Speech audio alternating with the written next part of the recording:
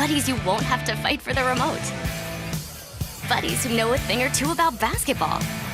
And the fans who live for it.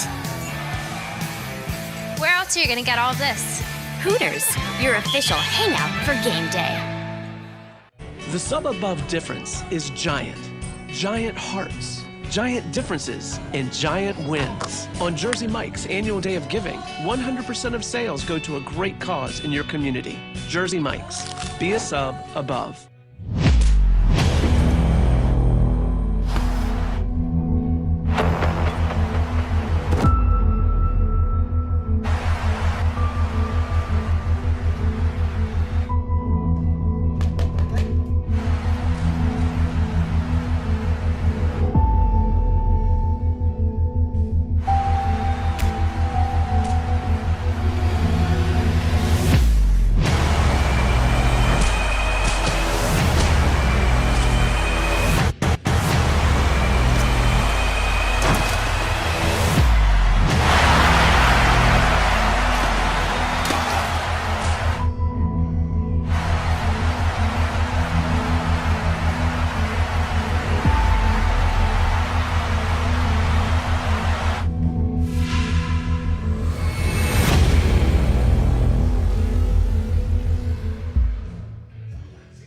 Going into round 8. The fight is on. I can't do it. Here we go. Vanilla Gorilla is taking this fight. Uh-oh. Someone's getting into the ring. That's Mike Tyson. If you can't, we can. If you can't, we can. Michael and Son.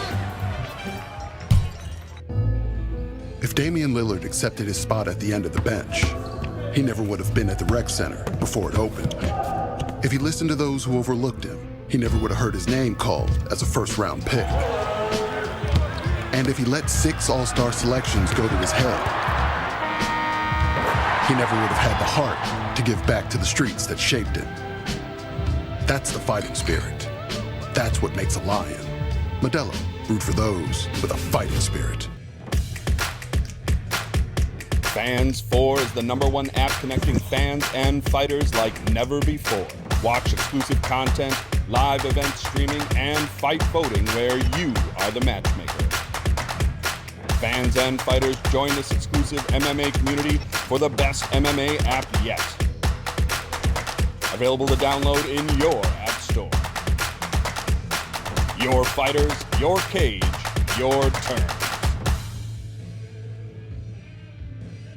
Here at Michael & Son, we heard that having animals at the office can reduce stress and increase productivity, so we started a Bring Your Pets to Work Day. Turns out, it wasn't quite what we had imagined. No. So, maybe we shouldn't have pets at the office, but we can help animals find a new home. In fact, for the rest of the month, we will donate a portion of all plumbing, electrical, and heating proceeds to Saving Grace Animal Rescue. Call us today. Michael and Son. No, I want Domino's.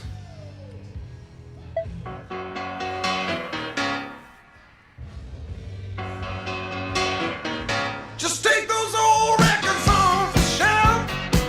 I sit and listen to them by myself.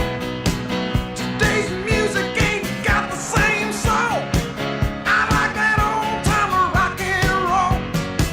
Don't try to take me to a disco.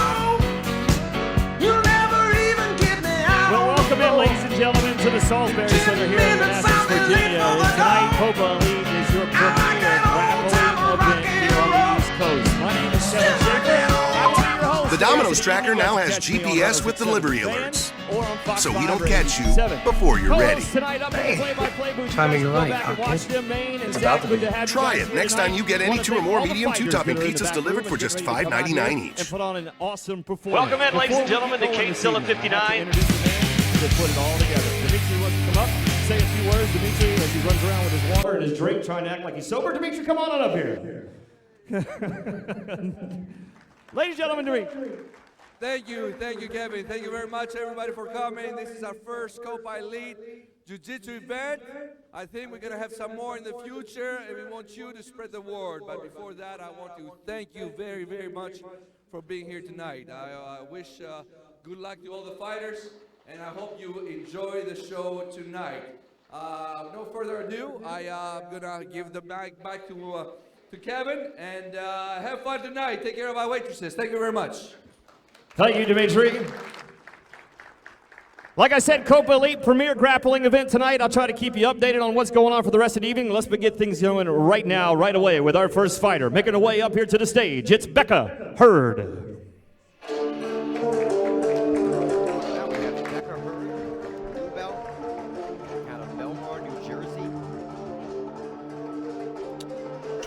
Old, coming in for this light featherweight bout. Should be a fun one to kick off the card. Becca is fighting out of Gracie Metropoli. Yep, out of New Jersey. Fighting under Coach Cal Alcana.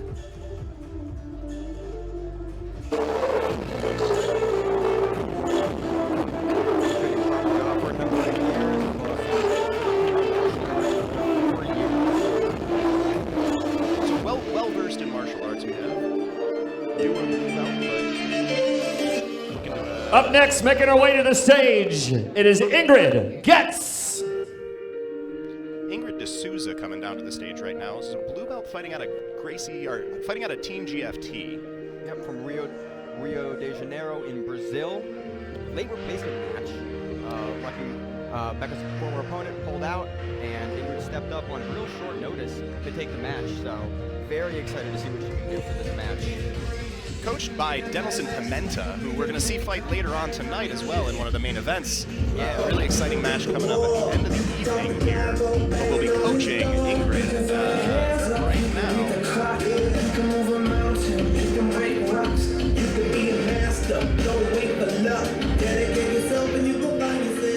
Here we go with the first fight of this evening's event here at the Copa Elite. This is for a light featherweight. Tonight, Becca Hurd, age 24 years of age, fighting with a blue belt, fighting out of Gracie Metropoli. And fighting Gracie tonight is Ingrid Getz. She'll be also weighing in 116 with a blue belt. This is a gi event. Here we go, kicking off the evening. And we're off. This is a blue belt match under IBJJF rules. That means it's a 6-minute match. We're going to see a guard pull here. We're going to have to see some grips beforehand. Ingrid coming out with a guard pull immediately into an attempt at a flying armbar there, and then moving up to a triangle. Yeah, real quick. Stack. There you go. Good job. Keep your hands safe. Keep your hands safe. Back straightened out a little bit, which she wants. That's all right. But in the process got rolled, and now we have a topside triangle from Ingrid. Yep. Lock her legs together a little more tightly and put the pressure into that neck of the triangle. And we're seeing Becca try to climb the feet up here. She can get it underneath Ingrid's armpits. She has a chance of getting out of this position. Yeah, that's called the goat hooks. And you see it a lot of the lower weight classes. Ingrid now going on the arm, looking to push that across and look for a straight armbar. Got it pretty straight there. This is really tight. Very, very tight straight armbar over the thigh. They're going to switch it up to, looks like a wrist lock or a topside Americana attempt from the mounted triangle here. This is a real tough spot for Becca. A lot of heart coming out of Becca here. Those were some nice submission attempts on top there. And she does a good job getting back to her knees. Really trying to kind of come out the back door there with the arm. When someone's fighting on the arm there, sometimes you can pull it through the legs if you're able to turn your hips down. But Ingrid doing an excellent job maintaining that triangle position, though, and that opens up a lot of submissions for her. And we get the tap. Straight arm lock looked like to finish Either there. a straight arm lock or a kind of a modified Kimura. Excellent jiu-jitsu on top there, though. Very, very fun match from start to finish there. Ingrid came out really aggressive with the submissions and continued all the way through.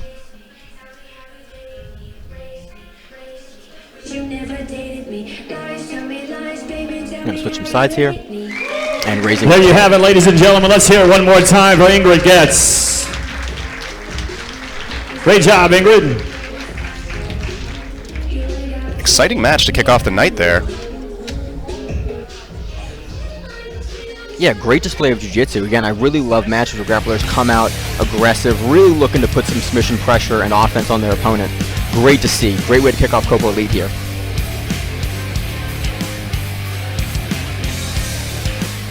And we're going to go to a commercial here before the next match.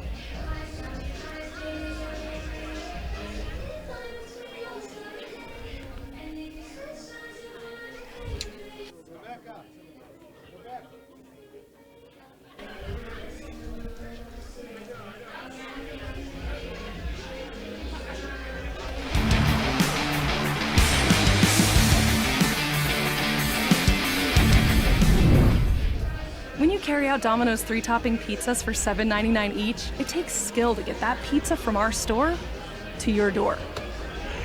Through tight spots, slow walks, and water shots. So next time you order carry-out online, we're going to tip you for delivering your own pizza to yourself. After all, you earned it. Get a $3 tip to use on your next order just for carrying out, only at Domino's. At Hooters, you can watch the tournament with your buddies. All your buddies.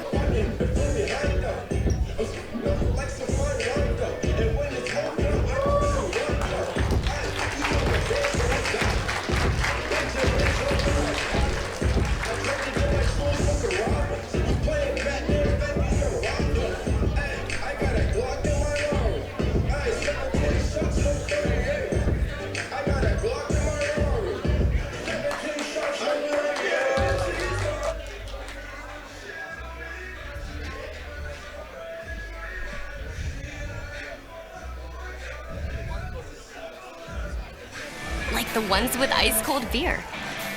And one-of-a-kind wings that are nothing but net. You know, buddies you won't have to fight for the remote. Buddies who know a thing or two about basketball. Ladies and gentlemen, our next fight here at Copa Elites. Coming out to the stage, Ramon Nema. Ramon coming out. Ramon is a 30-year-old purple belt out of Gracie Combat BJJ. Fighting out of Sterling, Virginia, with his coach, Chris Valentin. Ramon coming out with a 4-1 MMA record. Yeah, really looking, hopefully push the action in this one, especially coming off those that MMA record.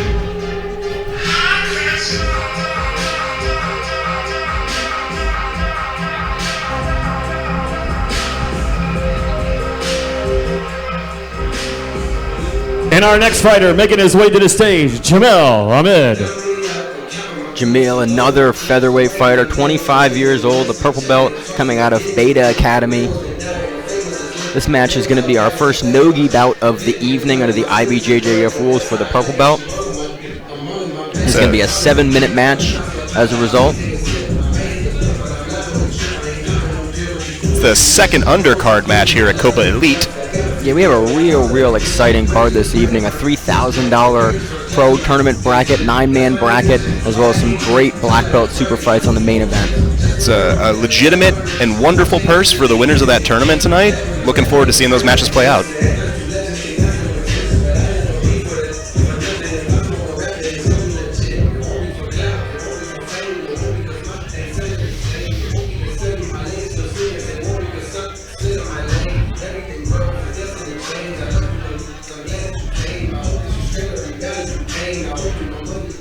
Ladies and gentlemen, your next fight is for a featherweight division. Fighting with the purple belt out of Gracie Combat out of Sterling, Virginia, it's Ramon Nera.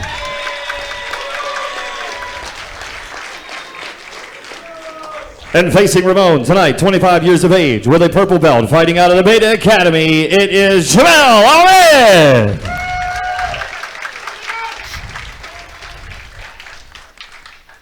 All right, action underway here. We got Ramon in the white rash guard, Jamil in the black.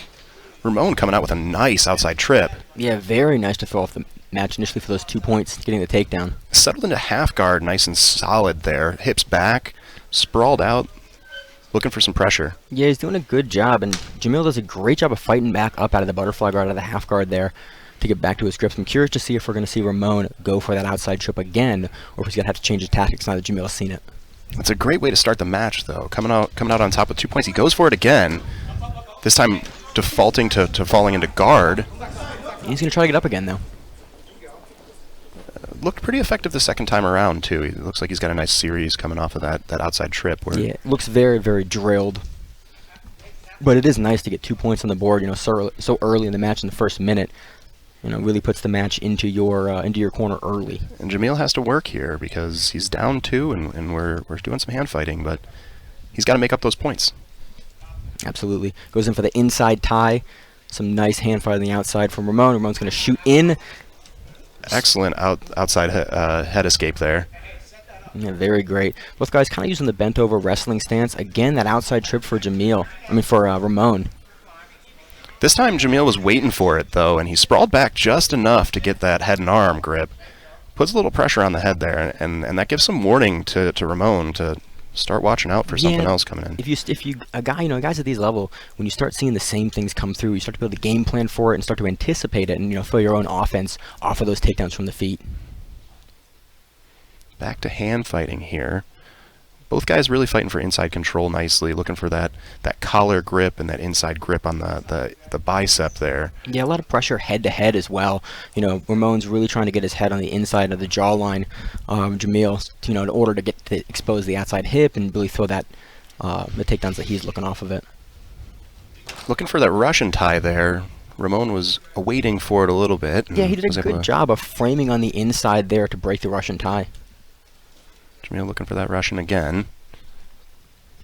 We're still seeing both guys play from this real bent over stance. Makes it into the legs pretty hard because you really have to commit to a shot. But here it is. See that happen. Really nice recovery from Jamil. Rolling over. Yeah, great defense there on the armbar. Ramon caught an armbar in the process, though. Jamil rolling to top. Now, if Jamil can settle on top here, he might get points for that takedown. Immediately thrown into single leg X. We're going to give an advantage on either side. Jamil nice looks like he's in this really nice ankle lock there. Okay. Yeah, he finishes with the Achilles lock. Again, another really quick match in Copa, Virginia. Exciting matches. You love to see some strong submission attempts. We saw some really nice hand fighting in this match, and it finished exciting. Yeah. Always love seeing, quick footlock finishes.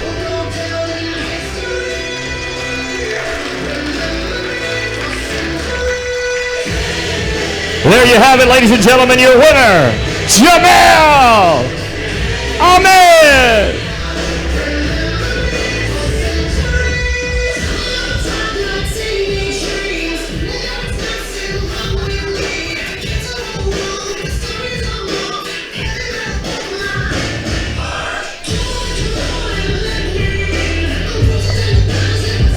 Referee Cam handing out the medals there.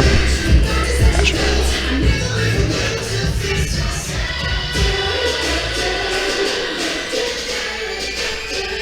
I love seeing the diversity of the stand-up and the takedowns and how it was chained off in that match. Yeah, we had some really nice attacks from both guys, some good hand fighting. Very nice to see. That final sequence was really beautiful there, where Jamil was entering into that takedown and eventually decided to stand up with the leg. Could have gone for the single, but chose instead to drop down into that single leg X position, and that's what got him the finish. Yeah, and in the IBJJF rule set for the purple belts, you're unable to go for the outside heel hook, so you have to go straight ankle and same side on it. So it's great to see him utilize that technique in the rule set. we're going to send it back over to Jeff.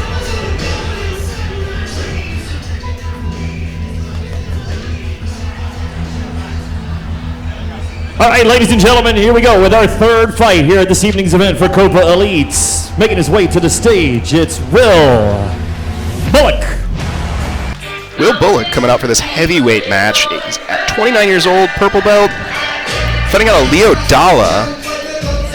Yeah, out of Manassas, Virginia, with their coach, Christian Banghart. We've commentated many of Christian's matches in the past. I got the chance to see his coach actually out in Las Vegas a couple of weeks ago competing at the ADCC trials. And we've seen his coach, Christian Banghart, in Copa, Virginia, and some of the paid events there. Yep. Doing extremely well at those events. It'll be nice to see what his students can do at Copa Elite here tonight. Yeah, I've actually had the pleasure of commentating a couple of Will's matches as well. So. And making his way to the stage, it's Jake Humphreys.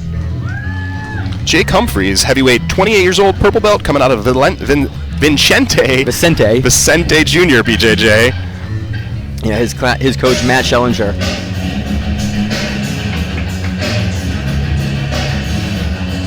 The Vicente group puts together a lot of really, really good grapplers locally. You know, a real powerhouse in the DC, Virginia scene. We've got our first heavyweight match tonight. Yeah, especially in the gi, too. First men's gi match of the evening.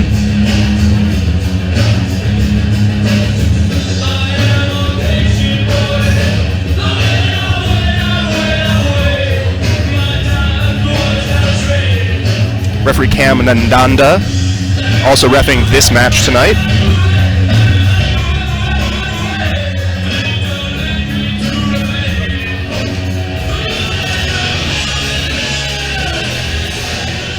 All right, ladies and gentlemen, here we go with the heavyweight division. Fighting with the purple belts out of Leo Dalla. It is Will Bullock. Also fighting in the heavyweight division with the purple belt out of Vicente Jr. BJJ, it's Jake Humphreys. Kicking things off here, we have Will in the white gi and Joseph in the blue.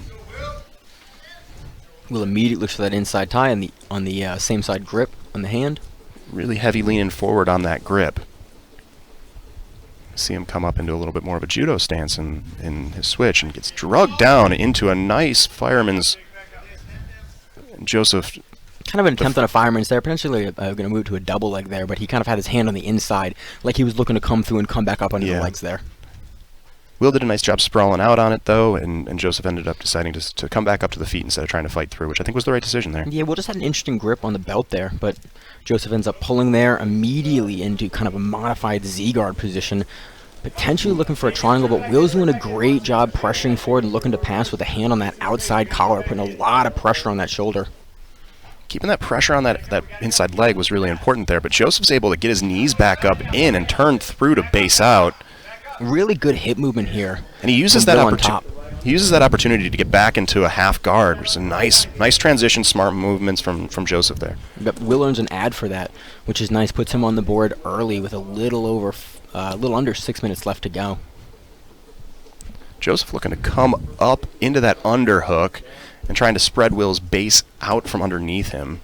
Yeah, Will has to be careful overextending there. He's going back now and he has a crossface in on the top side, but potentially going to prevent that John Wayne sweep underneath. Potentially Will's looking to pass with maybe an arm in. I'm not exactly sure how he's looking to pass, but Joseph's doing a great job putting pressure on the belt, kind of keeping Will's hips away and being able to force his knee back in front there to stop the guard pass. Will's doing a nice job sprawling his weight back while maintaining that around the head grip there. And then what it's doing is it's making it so that Joseph's really compacted and can't use a lot of his abs and his strong muscles in the core there while he takes the time to sprawl himself back to try to get out of that half guard. Yeah, it also leaves you the opportunity, if you are able to pass with that, the neck's right there and you can go into a lot of like front headlock and guillotine passing sequences. Will's playing really heavy on the head. Potentially he's going to try to flatten Joseph out there and do a front side knee cut on the cross side to the mat. And it looks like Joseph's starting to try to think about maybe moving into a deep half of some sort, but with that head grip, it's pretty challenging to get into. Yeah, Joseph has a good hand grip on the low side of Will's pants there. Potentially going to come through that, or he was going to come through that underneath. But Will's, again, doing a good job. They're both going to get stalling calls and penalties there for some activity. Ref looking for them to do more here. Will moving into almost a reverse scarf hold type position with the legs still in that half guard, though. He's trying to take the opportunity here to push that knee down while keeping heavy weight on Joseph's abs, stomach area. Yeah, Joseph's doing a good job of keeping that low side elbow, though. You know, keeping Will pushed out, but Will's now able to get underneath that elbow and get through the guard. Can he settle it, though? Joseph does a nice job rolling through and is able to get his bottom leg underneath Will's shin, but not all the way into half guard yet. Yeah, in order to score the points, you have to settle the shoulders down there, and they can't be in the process of turtling back up. So Joseph's able to recover the half guard in that sequence. Really beautiful defensive work from Joseph there. And now we're back into that half guard situation. But Will does have, or for briefly, had a gift wrap there. Joseph doing everything he can to off-balance Will on top there. Yeah, nice hip heist attempt there. Potentially going to see Will grab for maybe a Kimura there on the cross side. He's really driving his hips back so that he can get over top of Joseph's arm there. He's moved back into that reverse scarf position where he's trying to put that knee down again, and it worked last time. He wasn't able to finish because he couldn't control after the pass, but he was able to get his leg out from this position before. Let's see if he's able to do it again. He's doing a good job lifting that top side pants to get his leg out. Now what he's got to do is he's got to keep Joseph's hips flat to the mat until those points are on the board. And there they are, 3 points for that pass. Yep, with just over 2:30 left to work. And that was a really nice situation where I think Will caught on to what Joseph had done to defend the first time and was able to adapt. I'm not sure if Will decided to step back into the half guard there for the control or potentially shoot another pass, but he seems to sort of willingly have taken that half guard position then in the step over. I think so, and you know, he was able to get that leg out twice now, so maybe he's looking to do it a third time. You know, it's a really valid way to rack up some points. Stay on top. He's climbing his weight up a little higher this time and then settles back down into that same position. This is a smart way to play jiu-jitsu. Yeah, absolutely. You know, you can win by submission or by points here at Copa Elite, you know, under the IBJJF rule set. With 2 minutes left on the clock, we have Will up 3 points. And now he's going for that Kimura on the cross side, potentially going to use that to pass, maybe even step over to mount. Pretty difficult to finish that from the half guard, but it will cause Joseph to open up the legs briefly. And we saw those legs open up. Will stepped out, and now he's looking to take the back. What Will's doing here is really smart. He's got that inside foot hooked. Oh.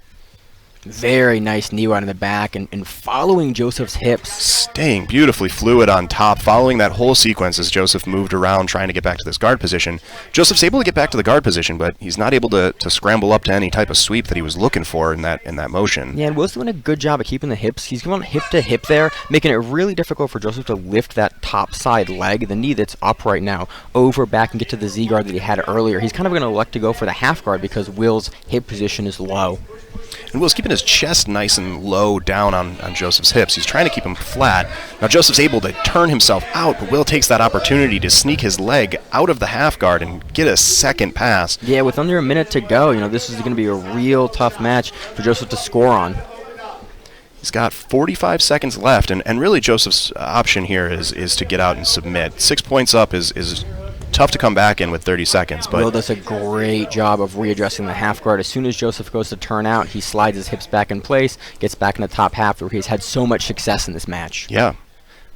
And then laying heavy, playing the smart game at this point, keeping his hips low. He's doing a nice job getting that bottom foot around Joseph's bottom leg to sort of shin staple. Yeah, 7 really seconds left. Trying to lock him down. Again, you're up 6 points. You really just want to control your opponent, not get hit for another stalling penalty, and keep moving forward. Smart jiu-jitsu from Will there. Yeah, very nice positional game. Good to see from Will Bullock. And you know, you love seeing that heavy pressure passing. It's a smart strategy, especially at these heavyweight matches. It's a really smart way to go about it. Will looked excellent out there, and Joseph was doing some very nice defensive work, regarding really beautifully, but Will was able to take it with those points from passing. Yeah, great work from Will here. Takes a 6-0 points victory Will Bullock. That's our third match here at Copa There you Elite. have it, ladies and gentlemen. The Copa Elite Heavyweight Division goes to Will Bullock.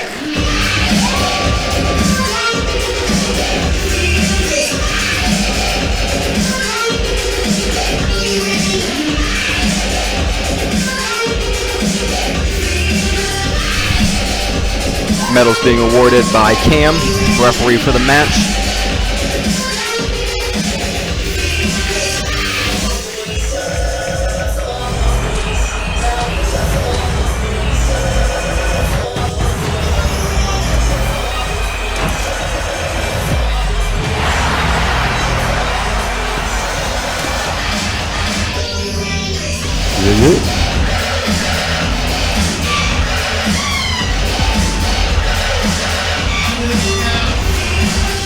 Ladies and gentlemen, making their way to the stage here for Copa Elite, it's Matt Benton. Matt Benton coming out for this middleweight bout. 27 years old, purple belt from SAS team. Team SAS. Oh, I've always pronounced it SAS. SAS. Out of East Brunswick, New Jersey. Fighting under Daniel Tavares, who we're also seeing fight later on tonight in one of our main events. Yeah, he's the co-main event slot. I always love it when you see a coach and his athletes come out and compete on the same card. Always fun to see. You get to see your coach and you. Yeah, absolutely.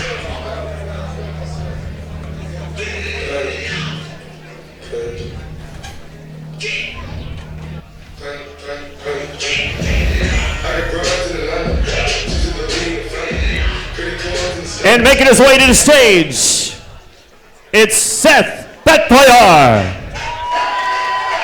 Seth Betbayar, middleweight, 32 years old, coming out of Gracie Nova in Alexandria, Virginia.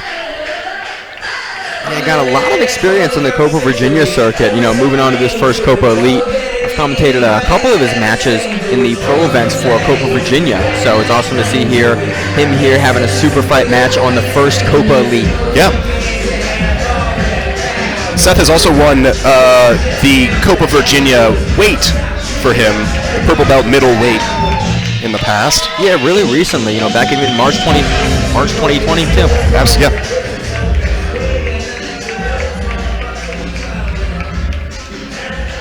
The next fight, ladies and gentlemen, for the middleweight division, fighting with a purple belt out of SAS team, it is Matt Benton.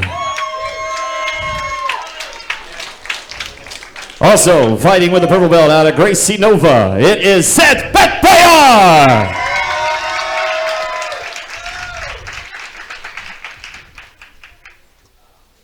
And here we go. Another purple belt match into the IBJJF rule set. This one's 7 minutes long. We've got Seth in the spats, the black spats, and Matt wearing just shorts. Yeah, Matt with that Team SAS rash guard, red and black. Got some hand fighting and a nice lowering of the level, and then down into a guard pull, pulling into butterfly. We have Matt. Yeah, and almost working for that topside violin arm lock immediately. It's a great opportunity to sub and to sweep, especially off of a guard pull into a butterfly guard. Happily looking like he's moving into X guard here. That's single leg, or that not single leg X. It's just a regular X guard there. Well, he's got the straight ankle lock grip on the X guard there, which is a popular position nowadays in Nogi Jiu-Jitsu. Coach calling for him to continue to keep lifting there, trying to get Seth over, but Seth does a good job at dropping that outside leg down to prevent the lift in the X guard. And we have Matt hunting for that Achilles lock right now. He's got good control of Seth's knee line.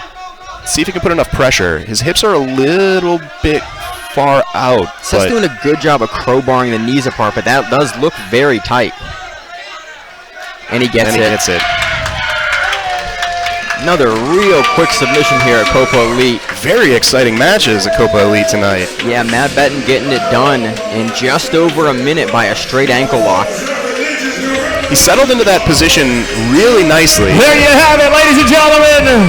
And then as you can see, in the middleweight division is Matt Benton.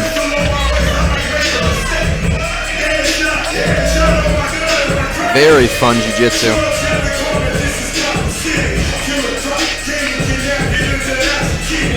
Really working heavy for that outside leg quickly, pulling immediately into the low guard position so that you can win the leg pummel.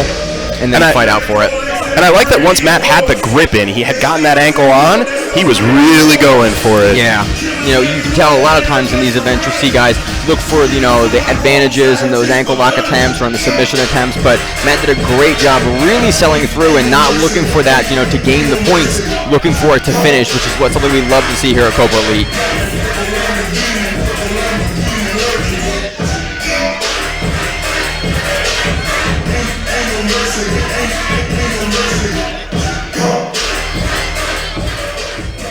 Up next here at the Copa Elite event here at the Salisbury Center, it is Elliot Always. Elliot Always coming to the stage right now. Medium heavyweight bout tonight, 22 years old. Fighting out a Team Lloyd Irvin at 22 years old. He's great, but we can only hear it at the bar. Shall we put it here too for some of the fights, main cards?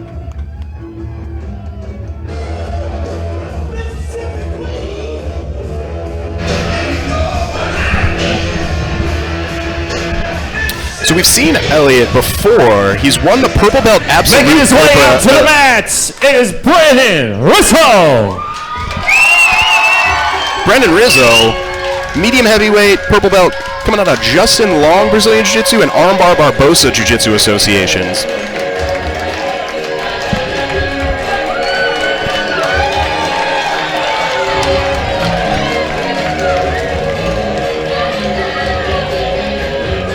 Should be a real fun match. You're going to be seeing, as Zach said earlier, we've seen Elliot before. He's won the cash prize at Copa Virginia Annandale and won the men's 195-pound division at Copa Virginia Annandale.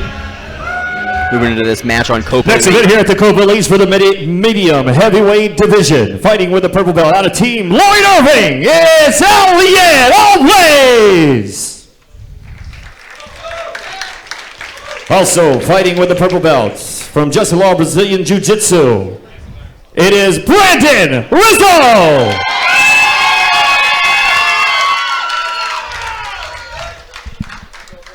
With Brandon coming out here with the black gi with a large white patch on the back.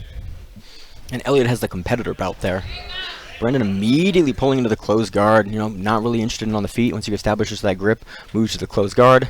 Elliot does a nice job posturing up right away, though, and then stands carrying Brandon.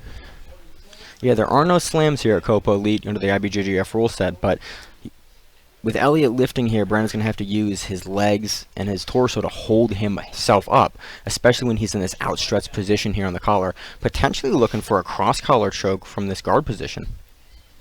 And now Elliot has to hold a little bit of weight here too, but he has the opportunity to really stand in base and drop his butt like he is, sitting himself back. And so he's actually not carrying as much weight as it might look like. Yeah, especially because Brandon is so far away, he's having to hold himself up on those collars there. And you can see Brandon starting to slip down. He's losing a little bit of that strength, losing the ability to stay up in that guard, and that's exactly what Elliot's looking for.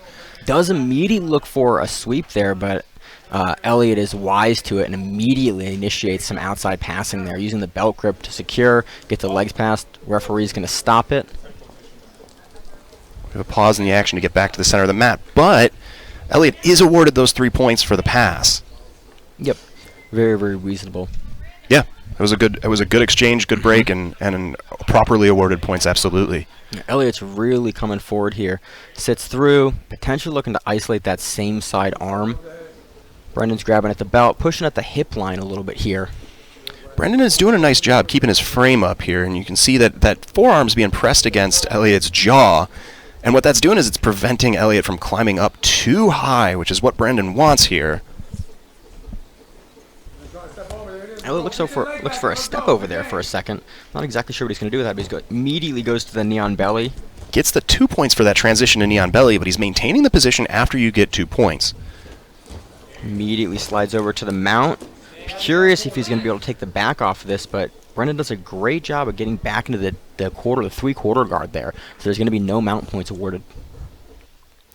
Now this three-quarter guard, three-quarter mount position is really an advantage for Elliot on top, but Brandon is able at least to maintain some degree of defense by keeping that foot in. Yeah, and you don't get the points scored on you. had Elliott been able to make that transition without establishing the 3/4 on the bottom, he would be able to get 4 points for the mount there. And that's hard to come back from. Absolutely, especially when you're up on 5 already. So he's going to force Elliott to have to pass out of that position or go for a sub from topside half guard, which is just notoriously a much more difficult position to submit from. Elliott's starting to climb himself up just to reposition his grips, though. He's trying to stay heavy on that neck, heavy forward, but Brandon is able to use that reposition to get his knees in underneath, and we're back to passing sequences here. Again, another really good outside passing attempt from Elliott. It's the same pass that he hit earlier, but Brendan did a better job here of squaring his hips back up and trying to get the legs inside. Moves to that outside De La Hiva with that hand on the far side sleeve that Elliott's trying to push down in order to pass. Elliott did a nice job keeping a low base here, looking to drive those legs, drive that De La Hiva hook down into the ground, and now he sets up sort of a spider situation. Great stomp Great pass stomp for that pass. grip break. It's one of the most effective ways to break the grip. Elliott again with that outside pass, modified Toriando pass to get around the legs. Probably going to get 3 points here as soon as he settles it, and there the points are. Again, Elliott up 8-0 with a little over 3.5 minutes left to go. He's laying into that sort of modified scarf hold position again. This time, though, Brandon doesn't have the frame that he had the first time. He's not able to frame up against Elliott's jaw the way that he wants to. I'm curious if we're gonna see Elliott pop to that knee on belly position again, and he does. Then immediately pops over to the mount. Doesn't actually end up scoring for the knee on belly because he was there. He was not there for 3 seconds, but he is able to score the 4 points for mount this time. So we have Elliott up 12-0 with 3:06 left in the match as they reset to the center of the mat. Yeah, playing a really dominant points game again. Up 12 points. Unanswered points. It's a very, very good situation to put yourself in. I'm curious to see in his pre-fight interview we did, he gave us some information. He's really, looking to push and win every exchange, and he is looking for the finish. He's played a great positional game up to this point. And the finishing from mount is one of the most classic ways to finish a match. Yeah, and we see him coming in here for this inside collar grip, maybe looking for an X choke in the future. Potentially looking for a bread cutter right now. If he gets the other hand in, he can lock it off, which is what he looks like he's doing, but he's trying to sneak that top hand in across for that X choke as well. Yeah, he's trying to rainbow the hand over to probably grab the top side of the shoulder or the other side of the collar that he doesn't have his hand on. That'll allow him to put both forearms into the neck there and choke the blood flow off in order to get the tap. Now the risk of doing this is always that you bring yourself a little bit high, but he's able to get that second grip in before releasing it for safety purposes. I think he was a little concerned he was a little high there. Yeah, when you commit both your hands for a choke from mount like that, your opponent can bump you over, and you're unable to post on your hands because both are committed to the collar. But he looks like he's dropping down on it. It does look very This deep. time he's able to post with his head a little bit more, which makes it much more difficult for Brandon to really drive that weight forward and get the roll. Immediately falling off for an armbar off of that choke. Elliott looking to scoop the leg, actually looking to scoop the far side leg while he has the arm. Going to turn Brendan over and go for the armbar here. That was wonderful technique there, scooping the far leg and sitting over. Now we're in a spider web position here. Yeah, Elliott's looking for that arm that he has there for an armbar, but that is a really uncommon transition to be able to go from the X choke there, then on defense when Brendan puts his hands up to be able to fall off for the armbar on the bottom and then be able to turn the legs back over to this regular standard spiderweb position. Very technical exchange from Elliott, but we see great job from Brandon getting to the top there. Now we're seeing some guard work from Elliott. Immediately shooting up a triangle. Again, that level of offense, he just continues to throw up offense in all those positions. When he was on top, he was looking for that positional offense, and on the bottom, he's looking for the submission offense. Again, just over 1 minute to go. Starting to pull the head down. He's looking for that triangle. His leg is not quite square on the neck, so it is going to be pretty difficult to finish this choke from that position unless he grabs an outside lapel and pulls it in. Absolutely, and Brandon's doing a nice job trying to get that elbow through, which he was able to do there. Yeah, Brandon's looking to put some passing on his own. He's grabbing that close side collar, going down for a single leg. With 40 seconds left in the match, I think Brandon knows here that he needs to finish or he's going to lose this match. And so he dropped into this straight ankle lock position, looking for the sub. Elliott's able to defend nicely, though, and then moves right back to passing and into that knee on belly again. 3 points to Elliott for that pass and another 2 for the knee on belly. Yeah, they're not going to give him the sweet points, but at this point, being 17 points up, I'm not sure he's really concerned about it. Looking for the step-over choke now is Elliot. I love that there's 10 seconds left in the match, and Elliot is still playing aggressive. This is the kind of jiu-jitsu that we like to see. Yeah, absolutely. Elliot up 21-0 in the closing seconds of the match, takes a really dominant points victory. Dominant performance from Elliot there, really on the offense the entire time. Yeah, great transitions, great submissions, you know, really showcased the full diversity of his jiu-jitsu game. Something you always like to see in these super fights. You know, the guys have that single match to really showcase what they can do and showcase their technical abilities. And we're seeing purple belts like Elliot, you know, really having a full diversity of game nowadays, and that's just, you know, amazing to see here on these pro events. Absolutely, and we did see that today. There you have it, ladies and gentlemen, our USA Common MMA. It's Elliot always. Very, very nice match. All of these matches today so far at Copa Elite have been very exciting, very forward-paced, very aggressive jiu-jitsu coming out of all of our competitors so far tonight. And that's the great thing with super fights. You know, guys are really incentivized to push the action. I think as the sport grows, more and more grapplers are understanding that that's the point of your super fight. Like, hey, leave it out there, really showcase what you can do, and have a fun match for the crowd here. And these matches have been fun. Absolutely.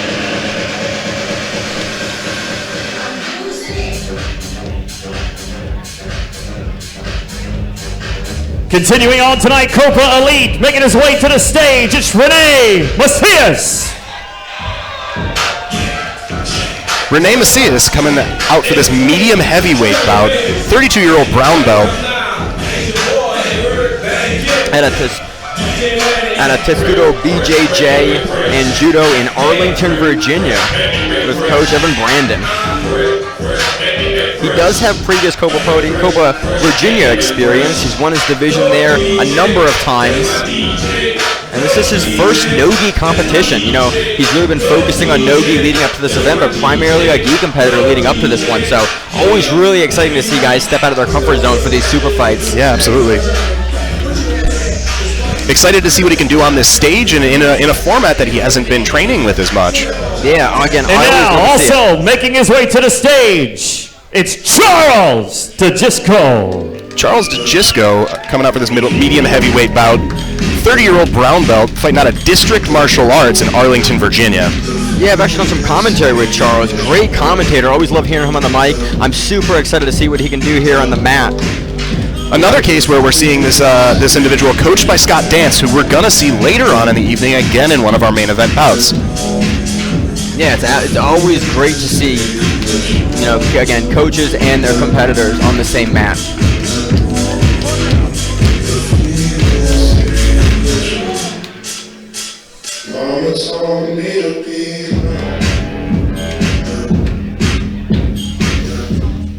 Your next event will be in the medium heavyweight division, fighting with a brown belt out of Tradisto, BJJ, and Judo out of Arlington, Virginia. It's Rene Mathis. Also fighting with the brown belt in the medium heavyweight division out of District Martial Arts in Arlington, Virginia. It's Charles DeGisco.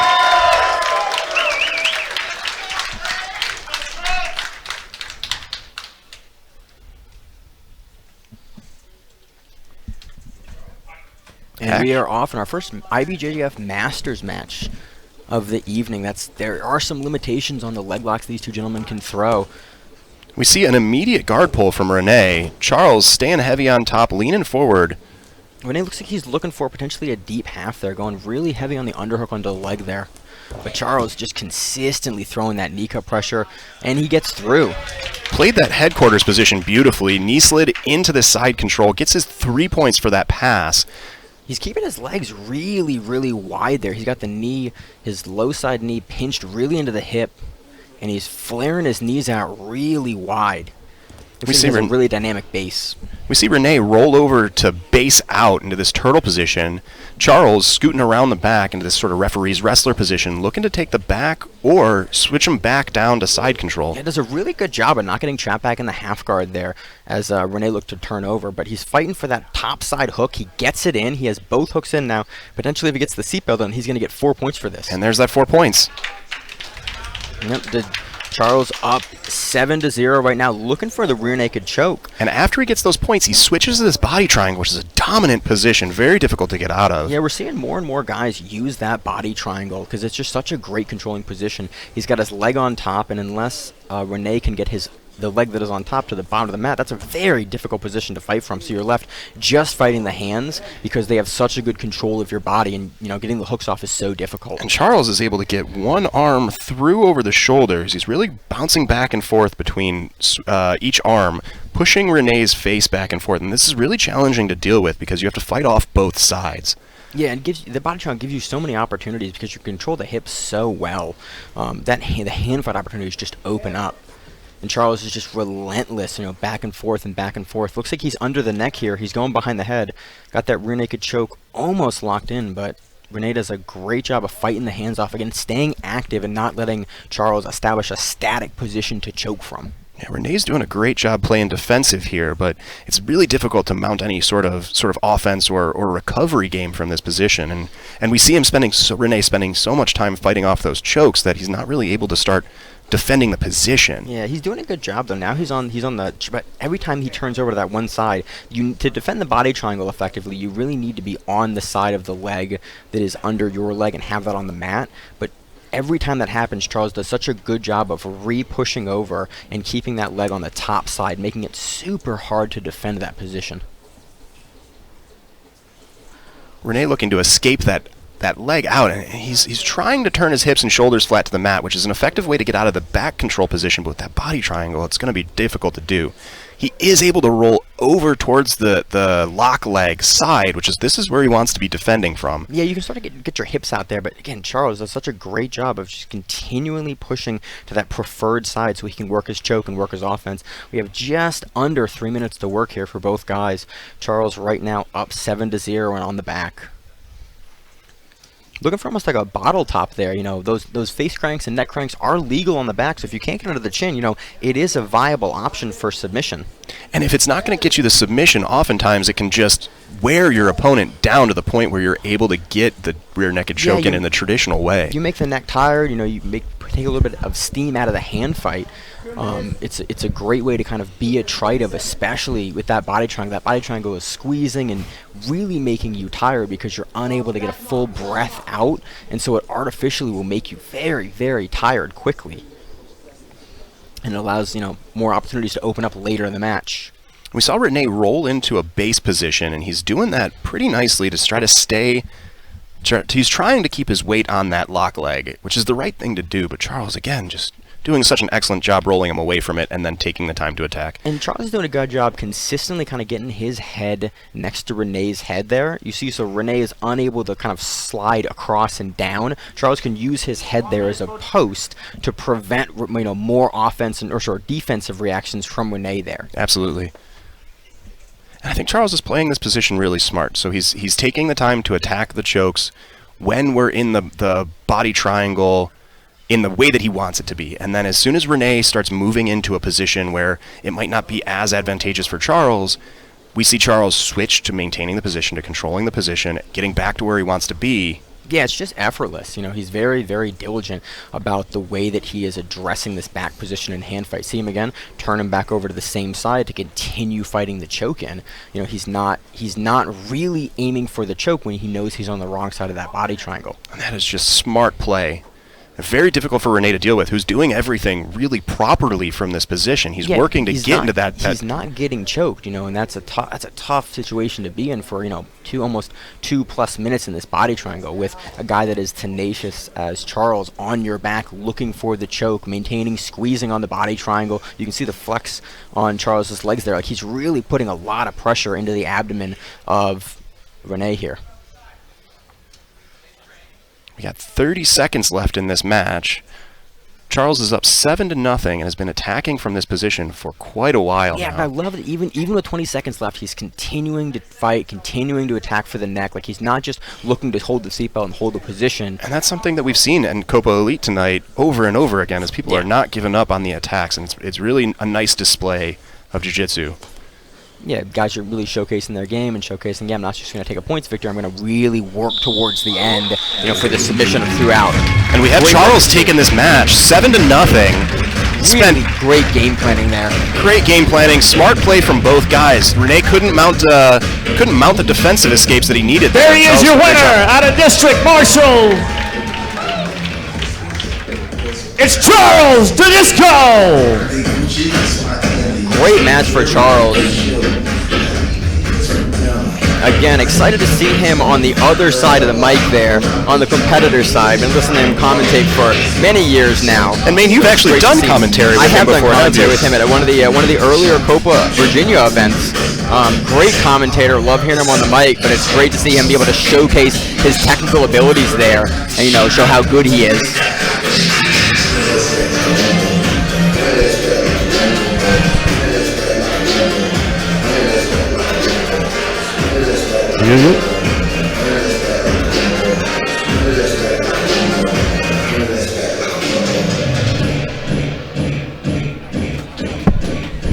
Up next here at Copa Elite, it's Graham Smith.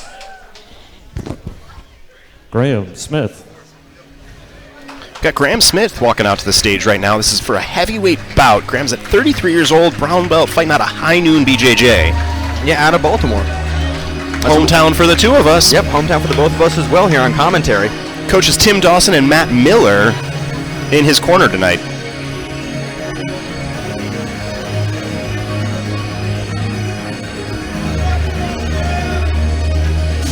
Dropping the shoes off the mat.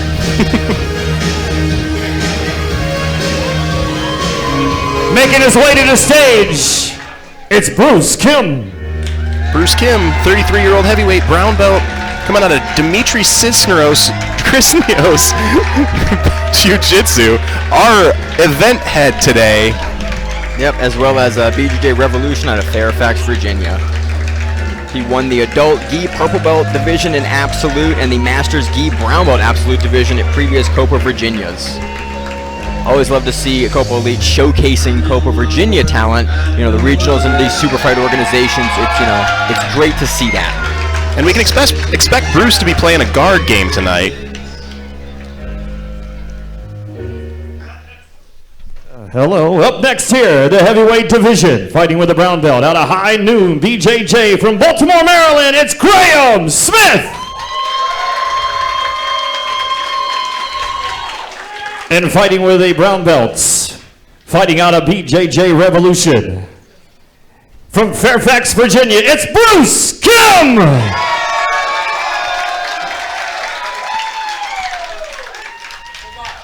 Action underway here. We got Graham in the black gi and Bruce in the white. This is a brown belt adult match. This is an 8-minute match into the IBJJF rule sets here at Copa Elite. Bruce immediately goes for that pole, looks for the inside leg to set up almost like a sickle sweep or maybe an X guard. I'm not exactly It's like a reverse de la Hiva a little bit there. Bouncing back and forth between these open guard positions. We have Bruce, and then he closes up a closed guard, and we see Graham stand up with it. Yeah, Graham's a real tall fighter, and so Bruce has to lean all the way underneath to hook that leg. Now we see Bruce climbing up to get that hug grip around him, which puts a lot more pressure onto Graham if he's able to do it. Interesting exchange there. Bruce opened up his guard and then worked in a spider while still in the air. Yeah, that's a nice lasso spider transition there. It's not a transition I see very often from standing, so it really kind of speaks to the depth of Bruce's guard game here. Now we see Bruce playing that lasso on his left side, circling in under the leg on the right, and hits a beautiful lasso sweep. Beautiful sweep and coming up on it. Comes up to the top, and we see Graham sort of settle into the guard position, so I think we're going to see points for this. Yeah, I would think we're going to see points for that, especially because the referee waited like 3 or 4 seconds there in order to stop the match, which is really good refereeing. I always like to see referees wait for a position to be settled if there's a sweep before resetting them. It's referee Ricardo Ribeiro. We've got our 2 points on the board, and we see Bruce starting to settle into this top position, looking to pass from that headquarters spot. But Graham's doing a nice job keeping that knee shield nice and low across Bruce's chest. Makes it hard to pass from headquarters there. Especially with that lapel grip in the center there. You can push with the knee and pull with the lapel grip. It makes it very, very difficult to change the distances between. And then we see Graham settle into a full guard position, but he's off sort of on an angle with the knee, with Bruce's knee through. He's got those long legs, though, so he was able to close up his guard around that position. Potentially going to see a fall over armbar there for a second. I'm not sure. Graham looked like he was setting up either an omoplata or an armbar from that position. Nice inside grip on the topside collar from Bruce there. And Graham does a great job taking advantage of the situation, standing up, wrestling up through. A nice tech-up sweep there. And then Bruce did the right thing and tried to come up and tried to stand out of the points. But Graham was able to drag his hips back down in order to get the 2. So even match with just under 6 minutes left to go. See Graham staying low and compact and then breaking out up into that headquarters position a couple times here. With a strong guard player like Bruce, you have to kind of fight off the hooks, and so getting nice and compact to compress the hooks in and then aggressively standing very, very far away. We see another beautiful sweep here from Bruce. Sort of a modified scissor sweep from half guard there. Yeah, and he keeps his grips when he comes up. He looks to immediately establish the position and doesn't look to just kind of scramble out to try to pass the guard. Very happy to get his points there. Makes it a 4-2 match with Bruce on top there, taking the points, and another tech-up sweep. Arm drag into Graham. A tech-up from Graham. Evens it up. 4-4, 5 minutes to go. This time Graham's laying his chest heavy into Bruce's hips, maybe learning a little bit from those past 2 sweeps. He's staying low on the hips and is looking for this over-under pass. Graham does an interesting job taking his leg, Bruce does an interesting technique there, taking his leg over Graham's head. But Graham's savvy about it, settles back into the over-under position. Yeah, Graham's doing a good job passing, but he's also doing a good job of keeping Bruce's low side leg controlled so that Bruce doesn't have the opportunity to throw for an omoplata or a triangle. And that's going to be important in these positions because we've seen Bruce as a very dynamic guard from here. We've seen 2 sweeps out of him already, and he's looking for submissions in the process. Yeah, again, whenever you go up against a guard player, that is their preferred position, and they're so dangerous. They have so many different options there. Controlling the legs, controlling the hooks of someone in guard, especially in something like a butterfly guard, is so important because you don't want to walk yourself into a game where the opponent can start lifting you with their hooks and turning you where they want to. Once you control the legs, control the hooks, and the posture there, you really can start implementing your passing. Absolutely, and we're seeing Graham do a nice job of that, staying low at the hips, preventing Bruce from being able to load up that weight that you were talking about. Yeah, again, Bruce going into the lasso guard. Same side collar, got the lasso in. Graham is doing a great job of fencing that low side foot and preventing Bruce from being able to really throw heavy offense off of that. He's looking to pass as well, getting that hook all the way to the mat and stepping around. Keeping a lot of heavy pressure on that top knee of Bruce's, which is a smart way to defend the sweep, but if you're putting a lot of pressure in there and your weight's heavy into that top leg, it also provides them an opportunity to load you up if you make slight mistakes, and so it's and you can see a little bit of that load happening. Bruce is really putting heavy pressure into that lasso, and if Graham turns too far to one side, he can turn him over. Now immediately going for an omoplata, potentially a gogoplata variation, potentially looking to do an omoplata sweep over. Graham's in trouble here. He's trying to roll out. Bruce does an excellent job coming up to the cross arm. Yeah, gets the points there coming up. And the arm is trapped and gets the omoplata Gets the finish. omoplata. Very, very nice transition from Bruce. A wonderful finish, too. You don't see a lot of omoplatas finished that way, but in this particular case, he climbed up heavy to Graham's shoulders in a great way. There you have it, Bruce! Great match. Come! And that's why I love watching matches in the gi, because you tend to get a collection of techniques like the omoplata that you just don't see in no-gi as much. Absolutely. With that additional friction from the fabric and the ability to grab the outside of the belt or the far side of the lapels to get those turnovers there. And then when you're able to turn them over, you have so much more friction and so much ability to control the collars that you can finish those techniques in a way you just don't see in no-gi. Excellent matchup there. Nicely evenly matched, back and forth. Yeah. Exciting. Very, very fun jiu-jitsu.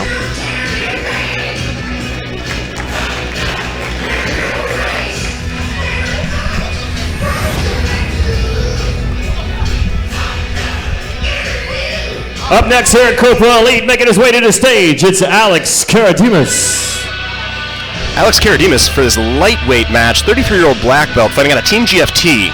Yeah, been a staple competitor in the area for many, many, many years. He's looking to take down, pass, and choke. Very straightforward game plan. I've watched Alex compete for many, many years in the DC, Baltimore, Virginia area. Fought MMA, and just a perennial competitor on a lot of these cards, all the way through up the belts. A staple in the area. Yeah, absolutely. Coached by Denilson Pimenta. Yep, our main event through GF team. Previous Copa Virginia experience as well. And making his way to the stage, it's Travis Outen. Travis Outen coming out for this lightweight match, 38 years old, black belt out of Beta Academy.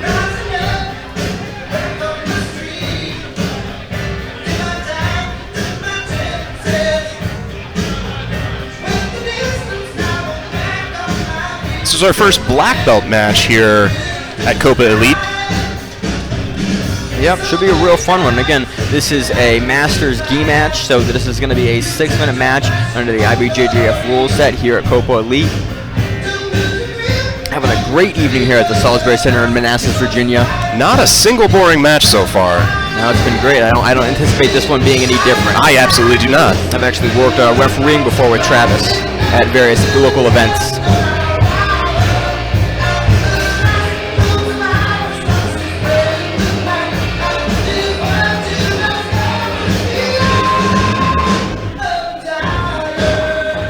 Here we go, ladies and gentlemen, the next bout here at Copa Elite in the lightweight division. Masters with a black belt with GFT, it's Alex Cardoso.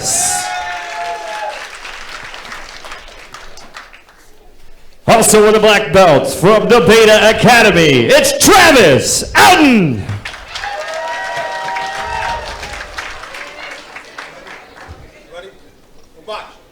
Action underway here. We have Travis in the black gi and Alex in the white.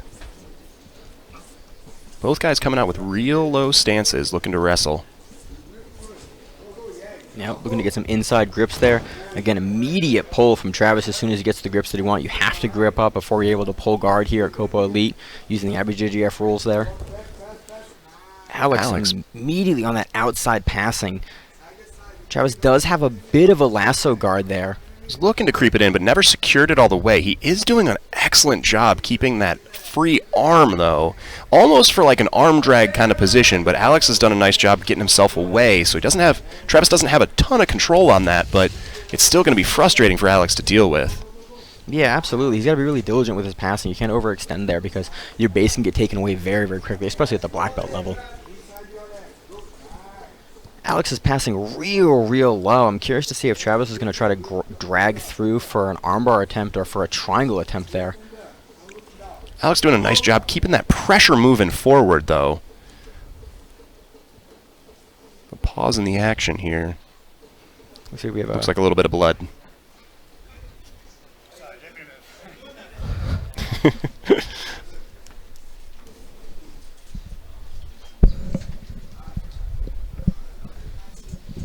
A brief pause in the action. Is it a hand? A little bit of blood on a hand, I think. Finger. Taping it up, get back to the action soon. Yep. The jiu-jitsu fix-all for a lot of things. Part of the sport. It is absolutely part of the sport. Buying big boxes of tape to wrap the joints up, wrap the fingers up, whatever you need. Tape tends to fix it in jiu-jitsu. Here we go. Stepping back out. Resetting the position. Yep. Both guys are happy with the grips. We're back to the action. Yeah, I like to see at the black belts where they just decide, yep, we're good with the grips and move on. You don't have to have the protracted argument about the grips. Always great to see. Alex is taking a really interesting grip here. Really heavy 2-on-1 on that inside hand. And he's working that top leg in, looking almost for a lasso, but he's had the opportunity to sink the lasso in a couple times and has chosen not to take it, so it kind of seems like he wants it just on the top of the arm, outside shoulder. I think he's looking for that triangle. If I remember the matches that I have seen from Travis, I think he really favors that really big pull-in for the triangle. Really gets you to overcommit because you have to pass the arm and because you're unable, he locks his entire body into it. There was a little bit of an omoplata there. And he's using those... Travis is using his length in his lower body, his long legs, to keep Alex away Again, Alex is doing a good job just continuing to pull to fight that grip. You know, he can use his whole body there to fight that grip off, but Travis doing a good job here maintaining, you know, the hip position over the head. Alex using his head to maintain the position of Travis's top leg. Yeah, but Travis has such a tight grip on that sleeve. He grabbed that in the first 30 seconds of the match and has not let it go. Yeah, and you can see, again, Alex keeps pulling on it, but he's just unable to break the grip, and so that kind of speaks to how strong and how adept Travis is at utilizing that grip. Looks like Travis is starting to think about moving into some lapel games here. He pulled Alex's lapel out, and he's got a nice grip on that while he's playing this De La Riva.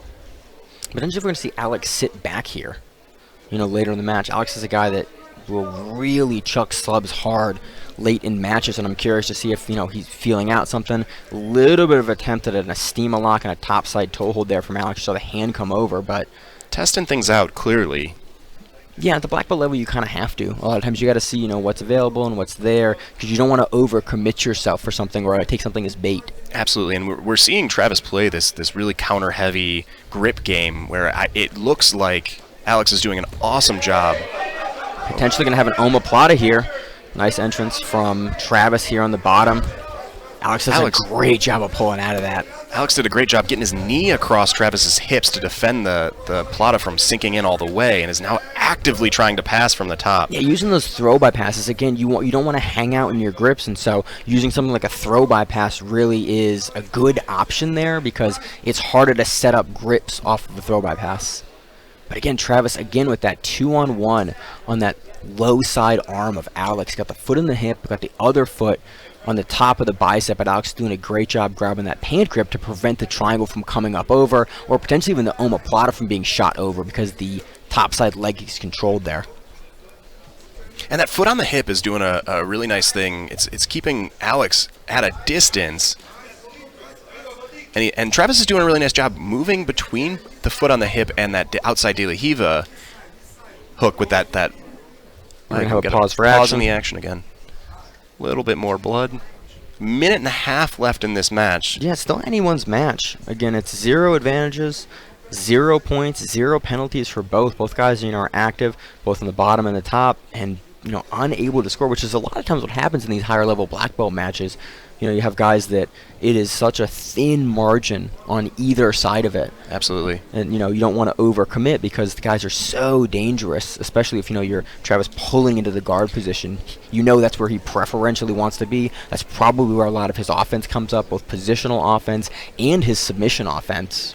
Absolutely, and when we see things, when people really start to execute, the ability to respond at this level is so high that even when something starts getting executed, once we realize that we're in a position to really hit that pass, I'm able to recover. The guy on the bottom is able to recover. We're playing smart jiu-jitsu, and sometimes you see this 0-0 matches when people are really, really action-oriented just because both guys are so evenly matched. Yeah. And it's not easy to score, especially in a black belt jiu-jitsu match. Absolutely not. We have a minute and a half left here, a little over a minute and a half left here. I'm curious to see if we're going to start back. Yeah, we're going to start back with the same grip, the 2-on-1 on that low side hand with Alex looking to pass, and Travis, I think, looking for either a triangle there or for that omoplata sweep, or the omoplata, I think, is the game that he's looking to go here. Alex working to try to bring his hips in to negate some of that length that Travis has and has been trying to use for most of the match. Yeah, he's used his balance really well here. Again, Alex has great balance, and so you can see that he's pushing and pressuring his hips, and he's ready to either block the kick sweep or actually try to pass off of like a sickle sweep or something like that from the bottom. He has to take a few more risks here as the top player because, again, it's so close. Both guys need to take a little bit more risk because leaving it to the judges is always, always a difficult thing to do. Nobody wants to leave it to the judges. Good. Alex with another one of those throw bypasses, looking to get heavy into the hips here. And what he needs to do is keep Travis's right knee specifically off the mat, because if he can keep that off the mat, he can keep his hips turned. And if he can keep the hips turned, he can get 3 points for this pass here. But Travis does a great job of going to the knees, forcing the turtle. That may result in an advantage depending on if Travis is able to turn Alex over to the bottom, which he can definitely do with this. But Alex does a great job of throwing that topside hook in. Going to give the advantage for the back exposure, but because there are no hooks in yet, Alex is not going to get the points, but that does put him up with moving into the 15 hooks, seconds though. left. And Alex gets both of those hooks in the last 10 seconds of the match. Yeah, going to look to control now. Really nice sequence late. An exciting finish there. Yeah. Really, really evenly paced jiu-jitsu the entire time. Both guys playing smart, controlled games. And at the end, we see a pass, a proper defense from Travis, and then the back take from Alex. That really speaks to the margins. Again, at any point in time, that could have gone either way, and Alex was just able to press a little farther there, get around, and be able to get the advantage, and then get the hooks in finally, with 17 seconds left to secure the points and a clean victory. That was, up to that point, it would have been a judge's decision. You could have easily made arguments either way there. Either way, yeah, absolutely. Very, very fun black belt match here on Copa Elite. There you have it, ladies and gentlemen, from GFT, it's Alex Cardimas!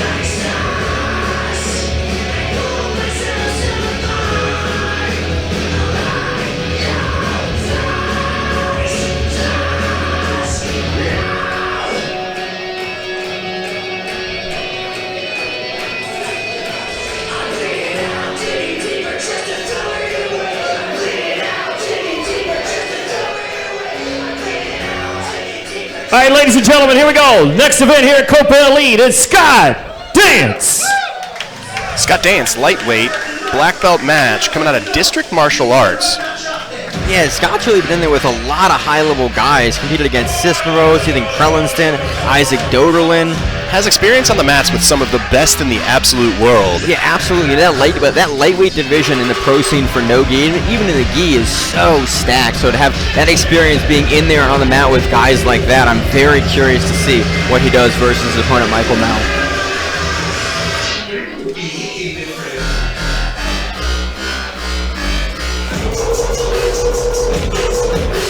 And his opponent here at Copa Elite, it's Michael Mel. Michael Mel, lightweight, 22 years old, very recently got his black belt.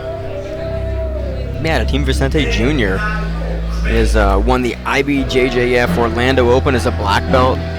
With having just recently received that black belt too, 2021 black belt Orlando IBJJF Open, and Orlando's a hot scene for jiu-jitsu. That is tough competition down there. Big Florida events are very, very big. I actually had a match about 7 or 6 years ago against Michael. Really, really solid back then. I can only assume that he has made massive improvements in training most of his life, and recently moved into a coaching role there at Team Vicente Jr.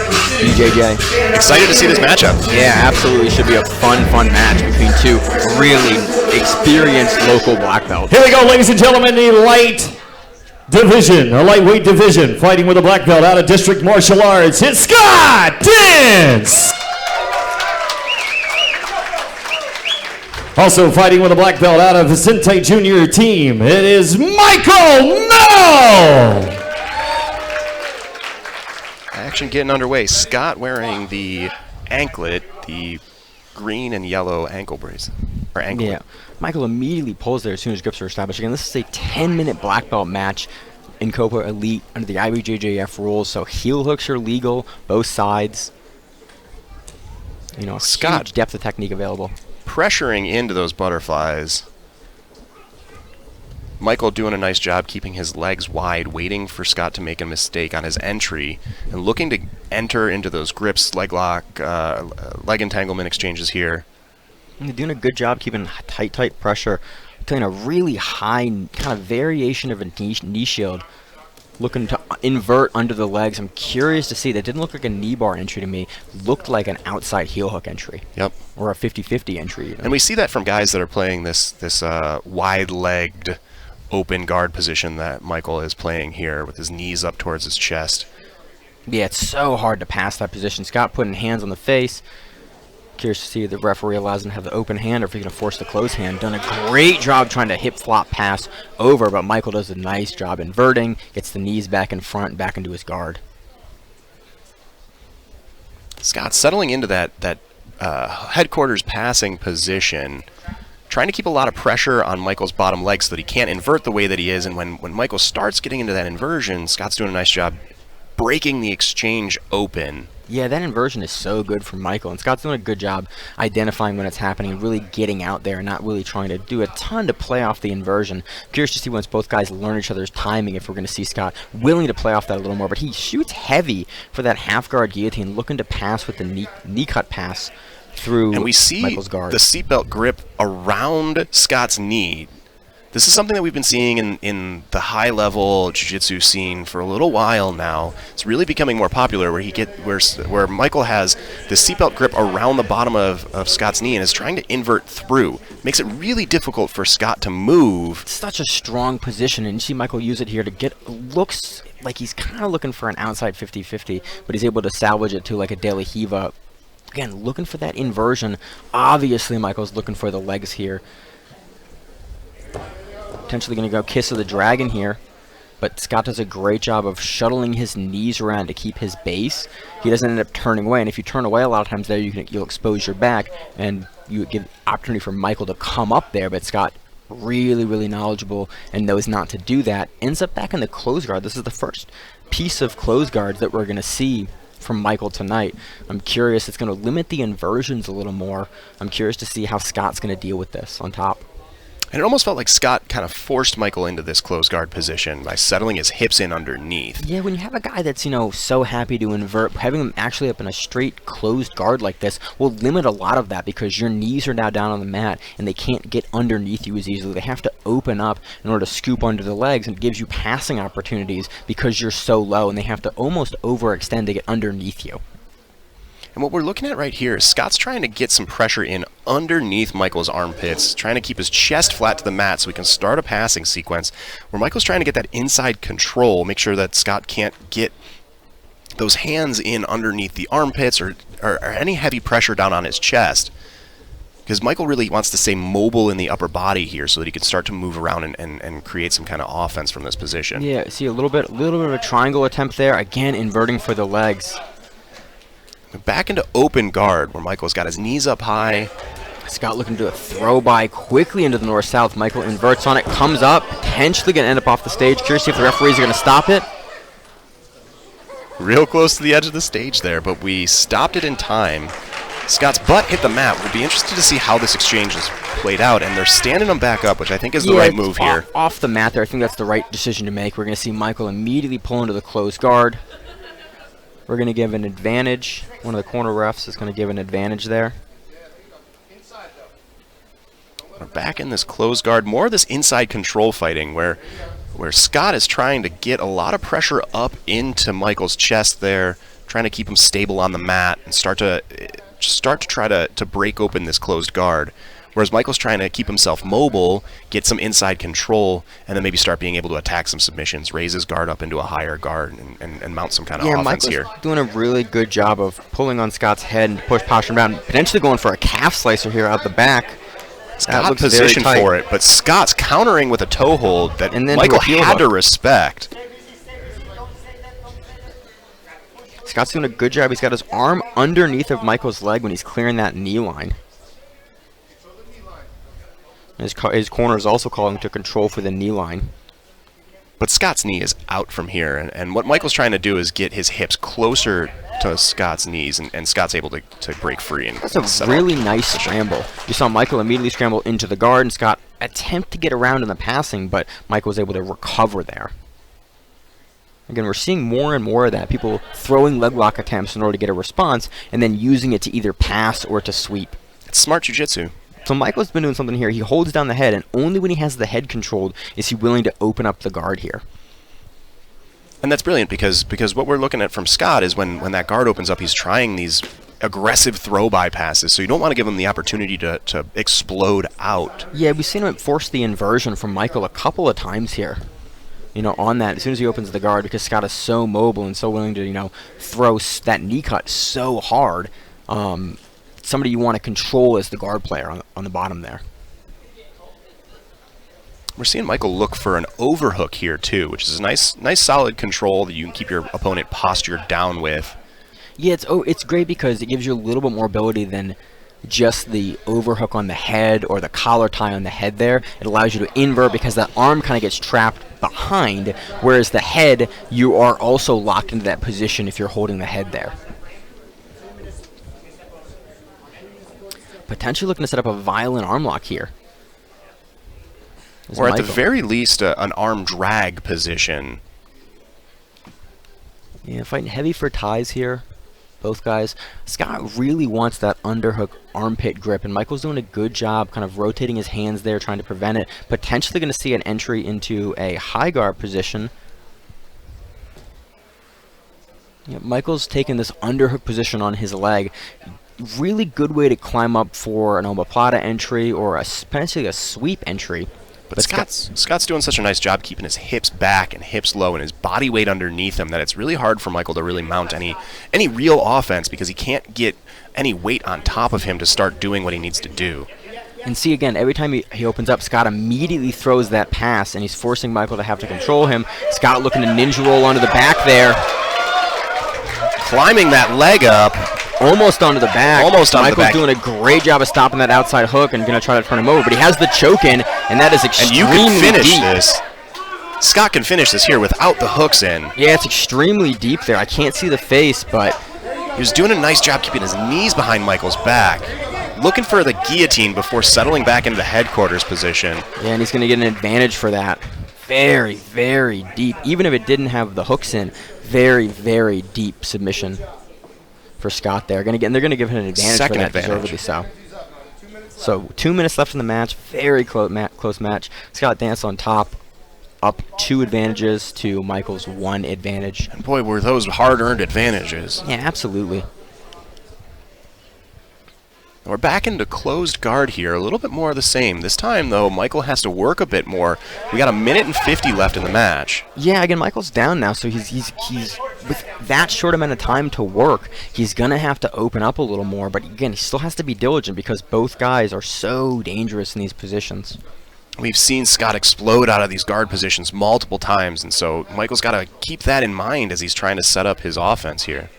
Yep, nice pummel in, but Scott super strong there, keeping his elbows inside and preventing the entries into like a no-gi lasso almost. Scott doing a nice job using his head to keep Michael's shoulders flat to the mat too here. If Michael can get his shoulders off the mat, he can start doing some sitting up like you see here. Yeah, he's going to look like, again, he's going to invert for the legs. He has 1 minute left to work. He's got to go for that guillotine, or he's got to invert again for the leg. But Scott's kind of hip to that. I bet we're going to see Michael start to open up the guard, work for the arm bars a little more, really aggressively roll through for the legs because he has to get something going, being down 1 advantage. Scott disengages as Michael starts to really roll into some sort of armbar attempt there.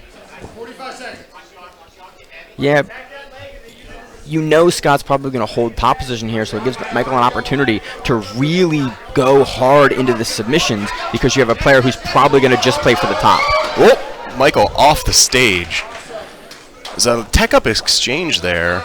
Yeah, it's a tough exchange. Hope he is okay. Looks like he's walking fine. Like he's okay. Again, always worried when a guy comes off the stage, but looks like he did it smartly. Michael immediately going to sit, go to the butterfly guard. Scott going to come in super heavy. Michael going to look to open the butterfly guard up with just 20 seconds left to work. Pushing on the face. Michael and on the opening chin. his guard up, trying to just create some space here. Looking at the ref for a stalling call, but I don't think he's going to get it in this late of the match. Yeah, Scott eventually looking to over-underpass. Comes back to the center. doing a nice job getting his knee inside, preventing the inversion, and we have Scott taking this 2-1 on advantages. And those were hard-earned advantages. He almost got the back and almost got the submission on that. Nice very match. legitimate advantages. A wonderful match overall. A very, very close match. Again, love to see it at the black belt level. But that's what you see at this level, right? You see techniques almost come to fruition, but people are smart. Everyone's good at the sport at this level, and so you might not see the points happen. That's why these advantages exist. But you still see that exciting exchange and excellent jiu-jitsu from both guys. It's such a deep choke attempt. I'm happy that in this rule set it is worth something, especially when it comes down to so small margins. You're giving a guy an advantage. It's not points, but it is still a recognition of the work that he was able to do versus another high-level opponent. Absolutely.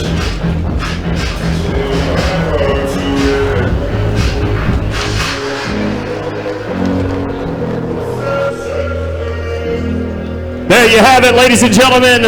Your winner, out of district BJJ, is Scott Dance!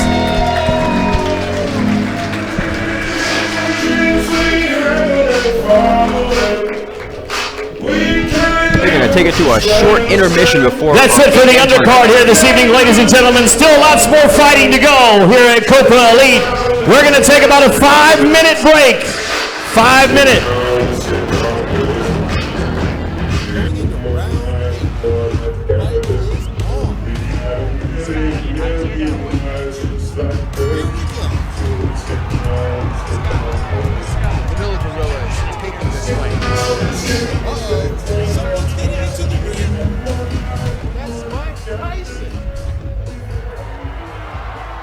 Ladies and gentlemen, we're going to take a quick 5-minute intermission before we get things kicked off for the rest of the fighting here this evening. Still more fights to come here tonight here at Copa Elite. 5 minutes, grab something to eat, grab something to drink, see your servers, jump out at the bar. 5-minute intermission. We'll be right back right after this. Who overlooked him, he never would have heard his name called as a first-round pick.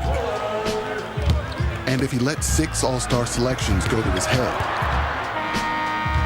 he never would have had the heart to give back to the streets that shaped him. That's the fighting spirit. That's what makes a lion. Modelo, root for those with a fighting spirit. Fans 4 is the #1 app connecting fans and fighters like never before. Watch exclusive content, live event streaming, and fight voting where you are the matchmaker. Fans and fighters join this exclusive MMA community for the best MMA app yet. Available to download in your app store. Your fighters, your cage, your turn. Here at Michael & Son, we heard that having animals at the office can reduce stress and increase productivity, so we started a Bring Your Pets to Work Day. Turns out, it wasn't quite what we had imagined. So, maybe we shouldn't have pets at the office, but we can help animals find a new home. In fact, for the rest of the month, we will donate a portion of all plumbing, electrical, and heating proceeds to Saving Grace Animal Rescue. Call us today. Michael and Son. No, I want Domino's.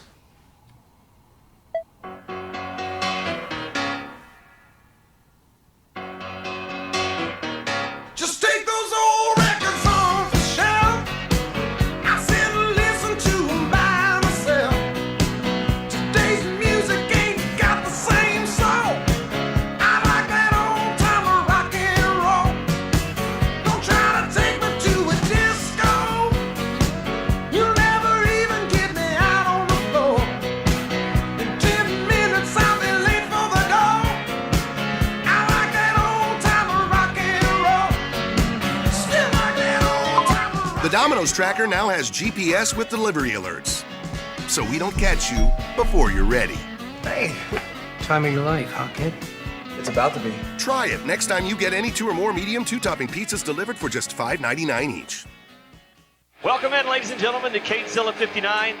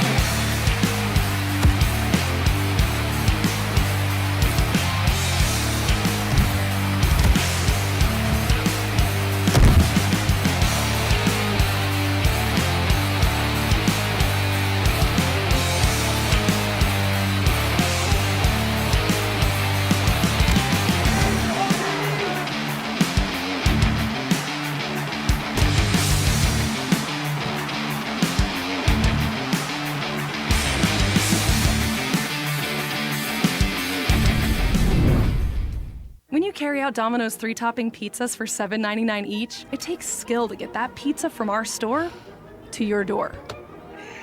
Through tight spots, slow walks, and water shots. So next time you order carryout online, we're going to tip you for delivering your own pizza to yourself. After all, you earned it. Get a $3 tip to use on your next order just for carrying out, only at Domino's. At Hooters, you can watch the tournament with your buddies. All your buddies. Like the ones with ice-cold beer. And one-of-a-kind wings that are nothing but net. You know, buddies you won't have to fight for the remote. Buddies who know a thing or two about basketball. And the fans who live for it. Where else are you gonna get all this? Hooters, your official hangout for game day. The sub above difference is giant. Giant hearts. Giant differences in giant wins. On Jersey Mike's annual day of giving, 100% of sales go to a great cause in your community. Jersey Mike's. Be a sub above.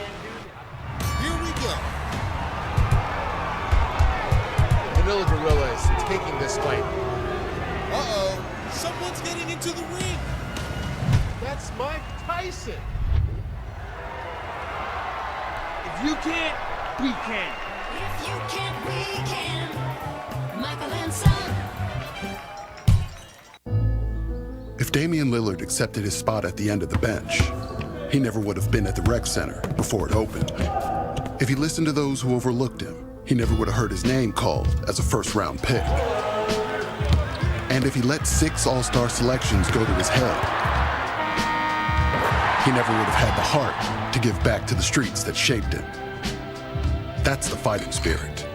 That's what makes a lion. Modelo, root for those with a fighting spirit. Fans 4 is the #1 app connecting fans and fighters like never before. Watch exclusive content, live event streaming, and fight voting where you are the matchmaker. Fans and fighters join this exclusive MMA community for the best MMA app yet. Available to download in your app store. Your fighters, your cage, your turn. Here at Michael & Son, we heard that having animals at the office can reduce stress and increase productivity, so we started a Bring Your Pets to Work Day. Turns out, it wasn't quite what we had imagined. So, maybe we shouldn't have pets at the office, but we can help animals find a new home. In fact, for the rest of the month, we will donate a portion of all plumbing, electrical, and heating proceeds to Saving Grace Animal Rescue. Call us today. Michael and Son. No, I want Domino's.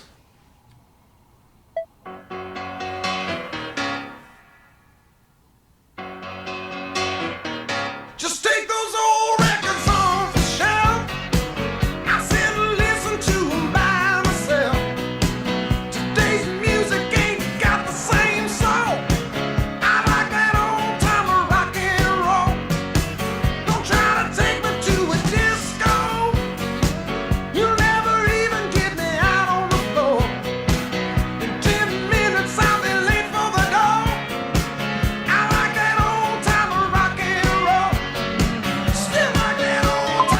Domino's tracker now has GPS with delivery alerts, so we don't catch you before you're ready. Hey, time of your life, huh, kid? It's about to be. Try it next time you get any 2 or more medium 2-topping pizzas delivered for just $5.99 each. Welcome in, ladies and gentlemen, to Catezilla 59.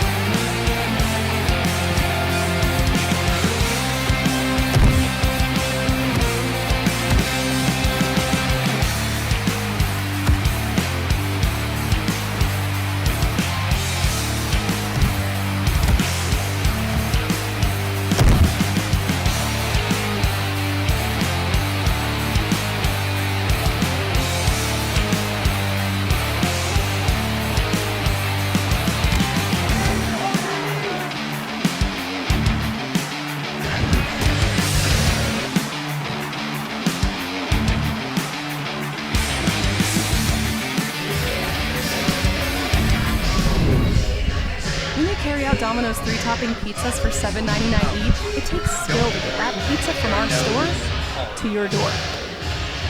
Through tight spots, slow walks, That's why I had you with my plate. I don't and water shots. So next time you order carryout online, we're going to tip you for delivering your own pizza Just be aware, to yourself. the top part of your mic is not flexible, the bottom part is, and can Get a adjust. $3 tip to use on your next order just for carrying out, only at Domino's. Do you want to explain At Hooters, you can watch the tournament with your buddies. If you got it, you got it. Oh, You want to do it? I don't want to do it. Okay, take the it. ones with ice I cold will beer. if you don't want to. And one-of-a-kind wings that are nothing but net.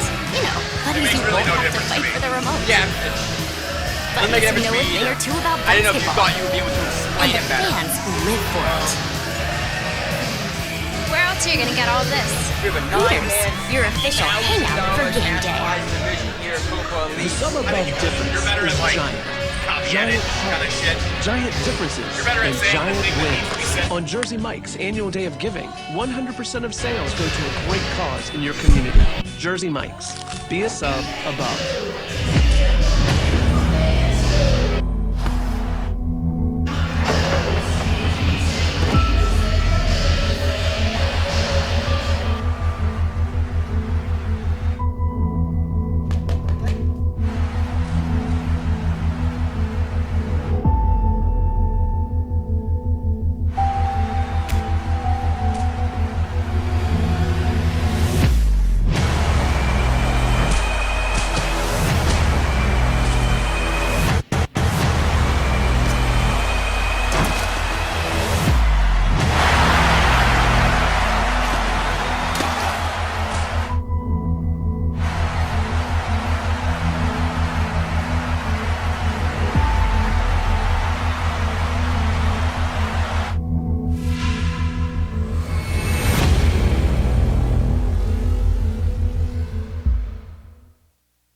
Going into round 8.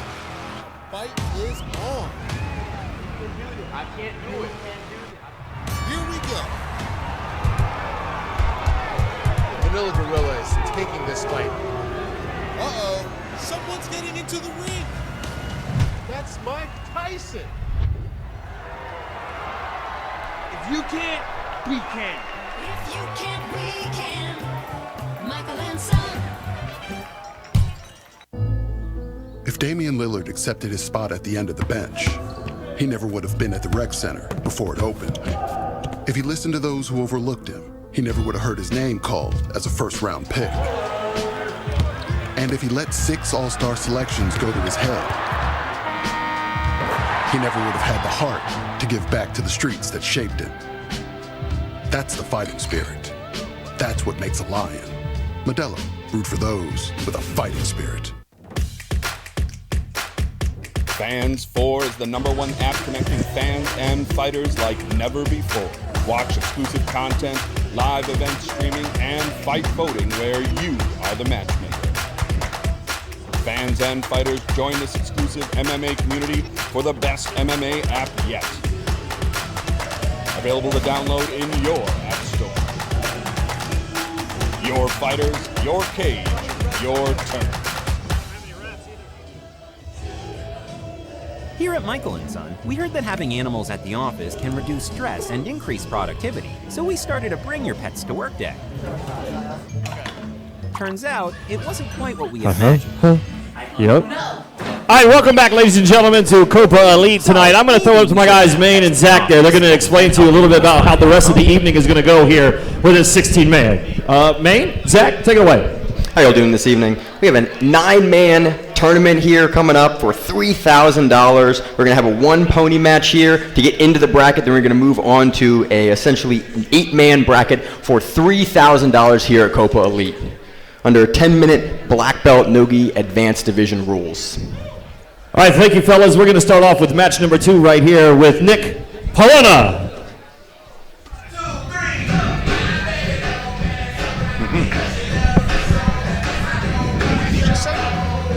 Said this name.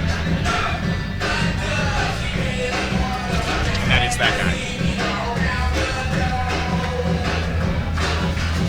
Maybe there was some change.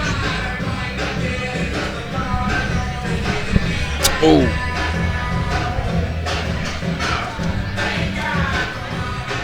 Okay, that makes sense. It's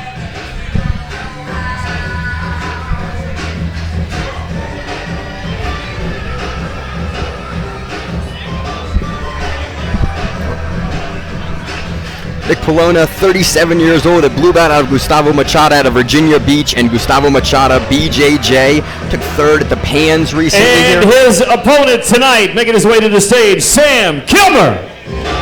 Sam Kilmer, a 21-year-old purple belt out of District Martial Arts, coached by Scott Dansk. I have commentated a couple of Sam's matches at previous Copa Virginias, where he actually ended up winning one of those tournaments. Competed in the previous Copa Cash divisions 4 separate times, placing 3 of those times, once in first place. He has a really heavy wrestling game and wrestling background. Was a juvenile world champion 2 times in no-gi in the IBJJF. He's the Cagezilla featherweight champion here in MMA. You know, really great wrestler, and showcases that a lot in his no-gi matches that I've seen from him in the past. And an experienced fighter overall. Yeah, absolutely. Got a really, really good gas tank and pushes the pace on pretty much everyone I see him up against.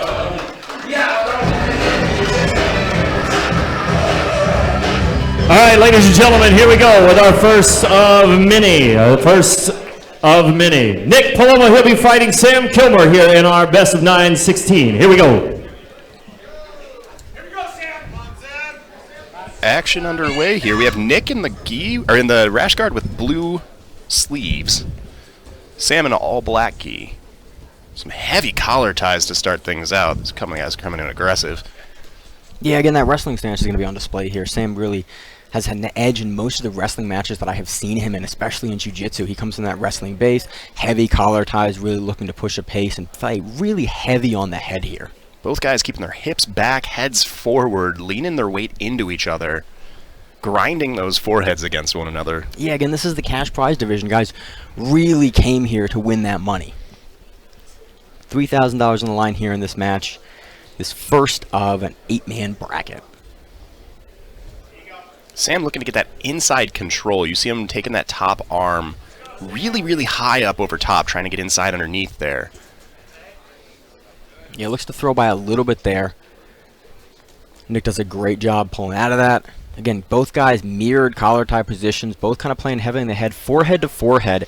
There's a bit of a 10-minute match like this, with money on the line. There's definitely a feeling out process for a lot of these matches where guys don't want to overextend early, especially because if you win this match, you're gonna have multiple matches in the evening. So you don't necessarily want to just burn through your first couple matches because later in the match, depending on who your opponent is, they may have had an easier run, and so you want to play tactically throughout all of your matches here when there's money on the line.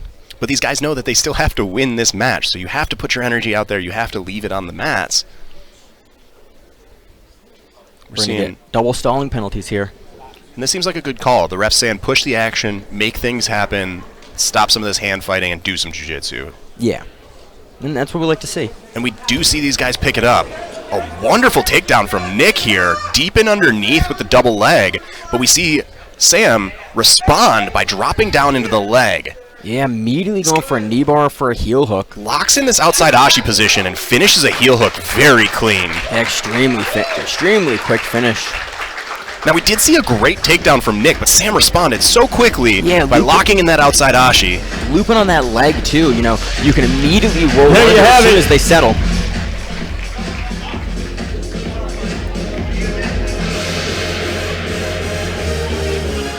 So Sam, one submission on the board so far in the beginning of our 8-man $3,000 cash prize tournament. Winner for that event, Sam Kilmer.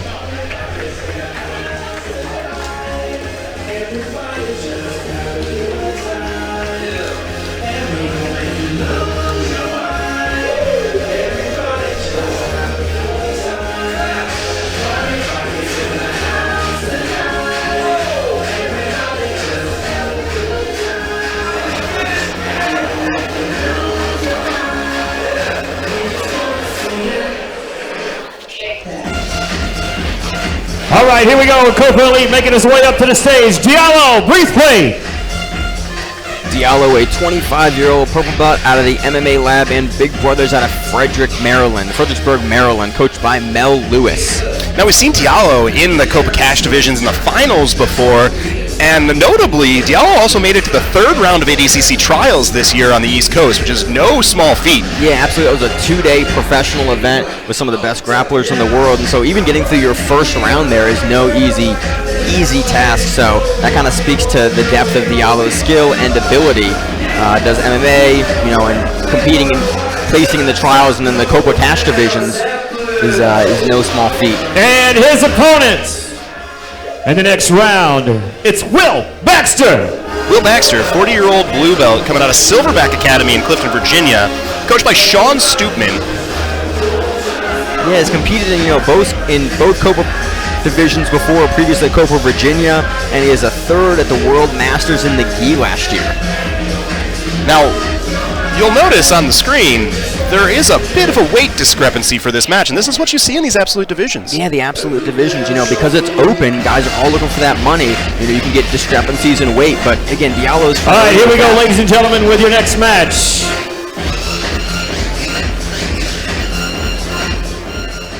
Fighting with the purple belts from the lab. Out of Fredericksburg, it's Diablo Braithwaite.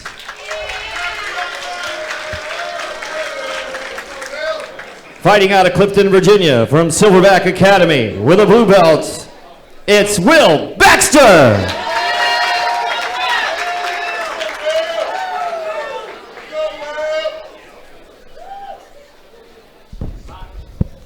And we are off here.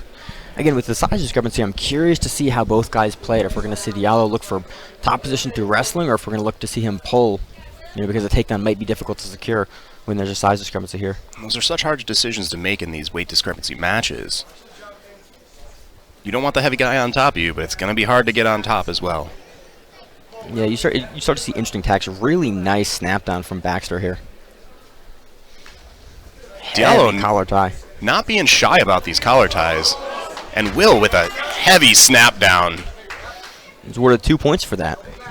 It's a takedown. Diallo recovering guard nicely and setting into the butterflies.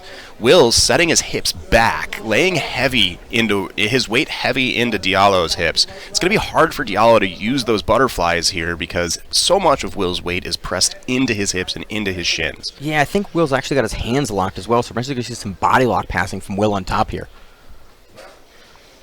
And Will really using that weight and laying heavy into the hips on Diallo.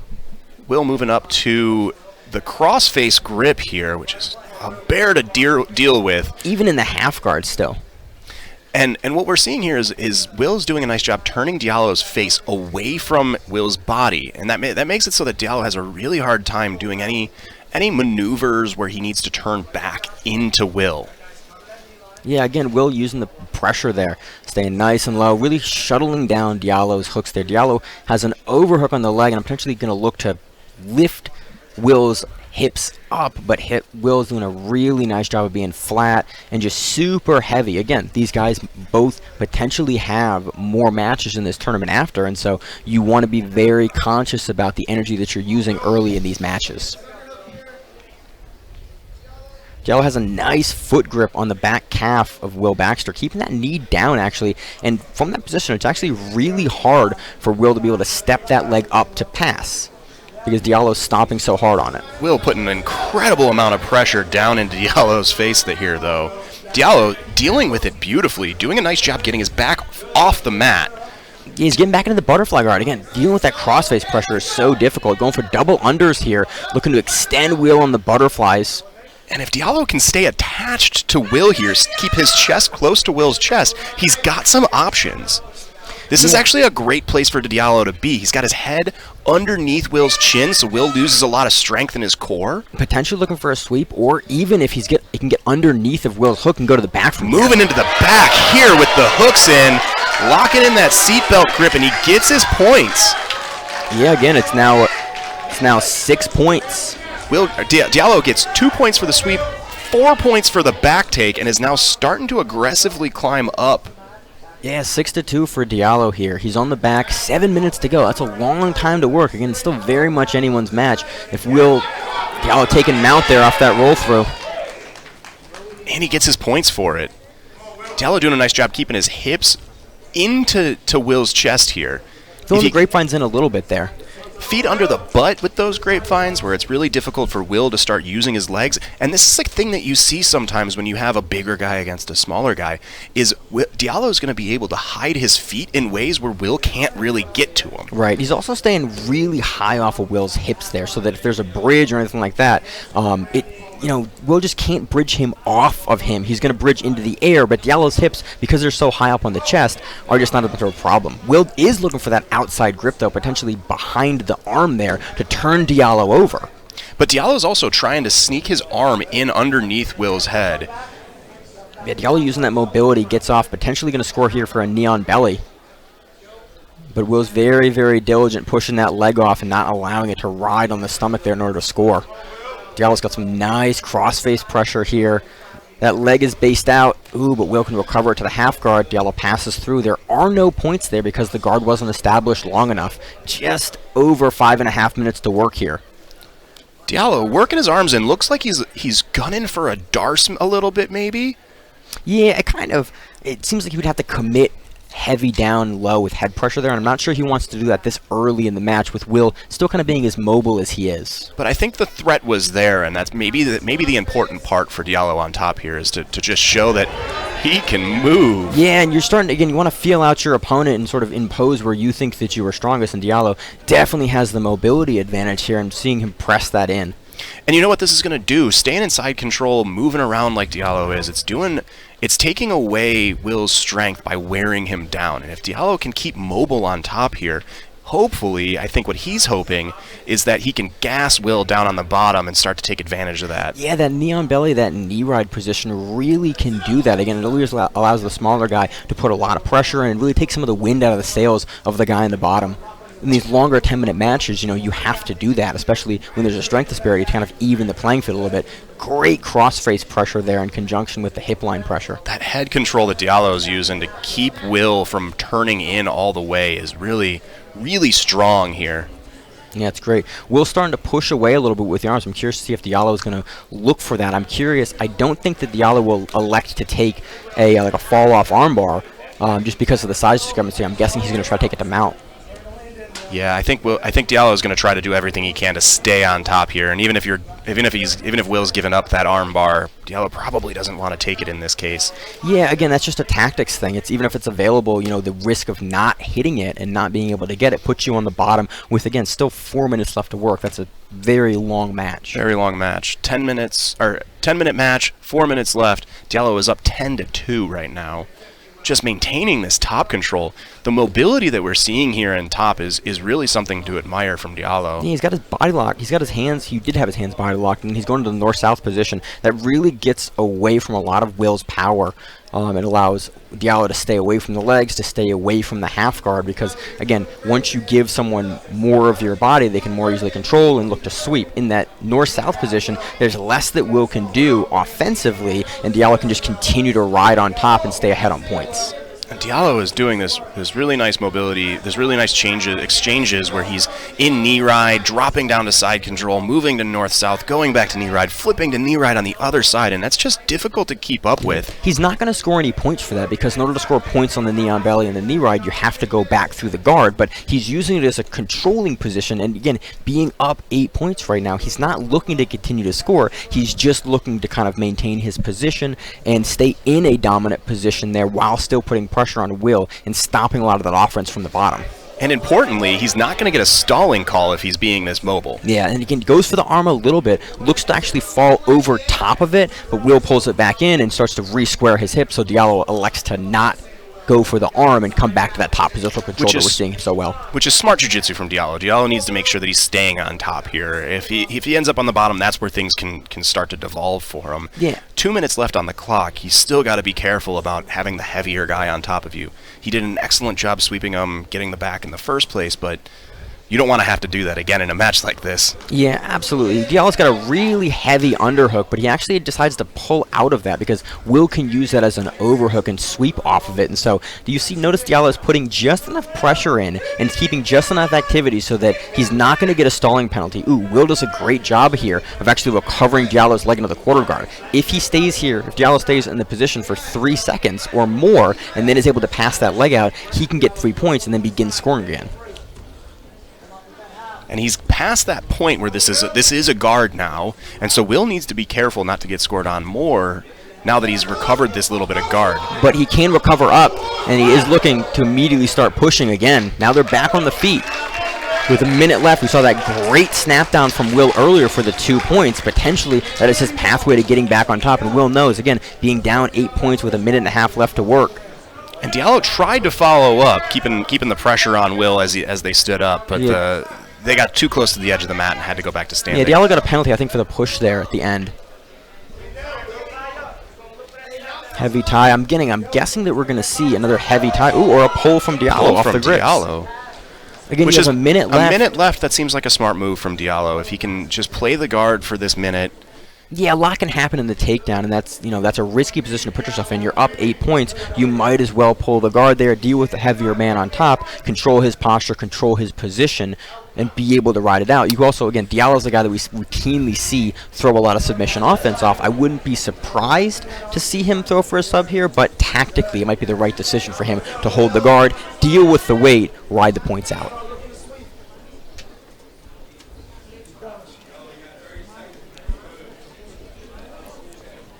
Again, it looks like we have a hand to the face penalty there for Will on the top.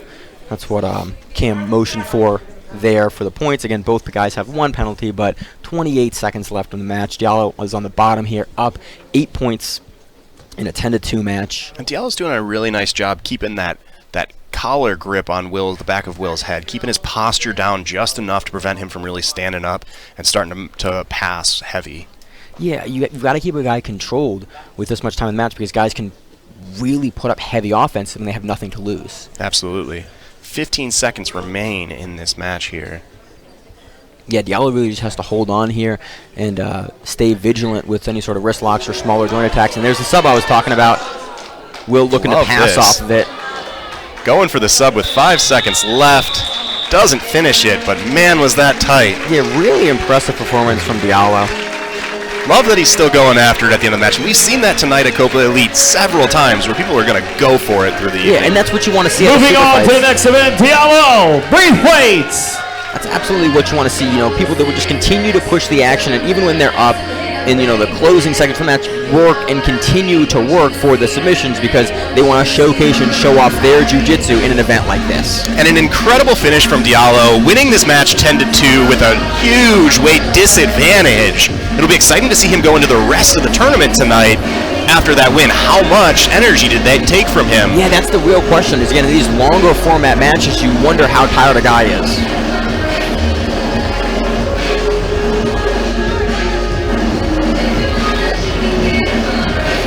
You know, you also wonder how much of a factor that's going to play late. You know, 10 minutes of a long, grueling match versus a heavier opponent. Will he have that same gas tank later? All right, here we go with the next match here at Copa Elite. Making his way to the stage, Jacob Ashley.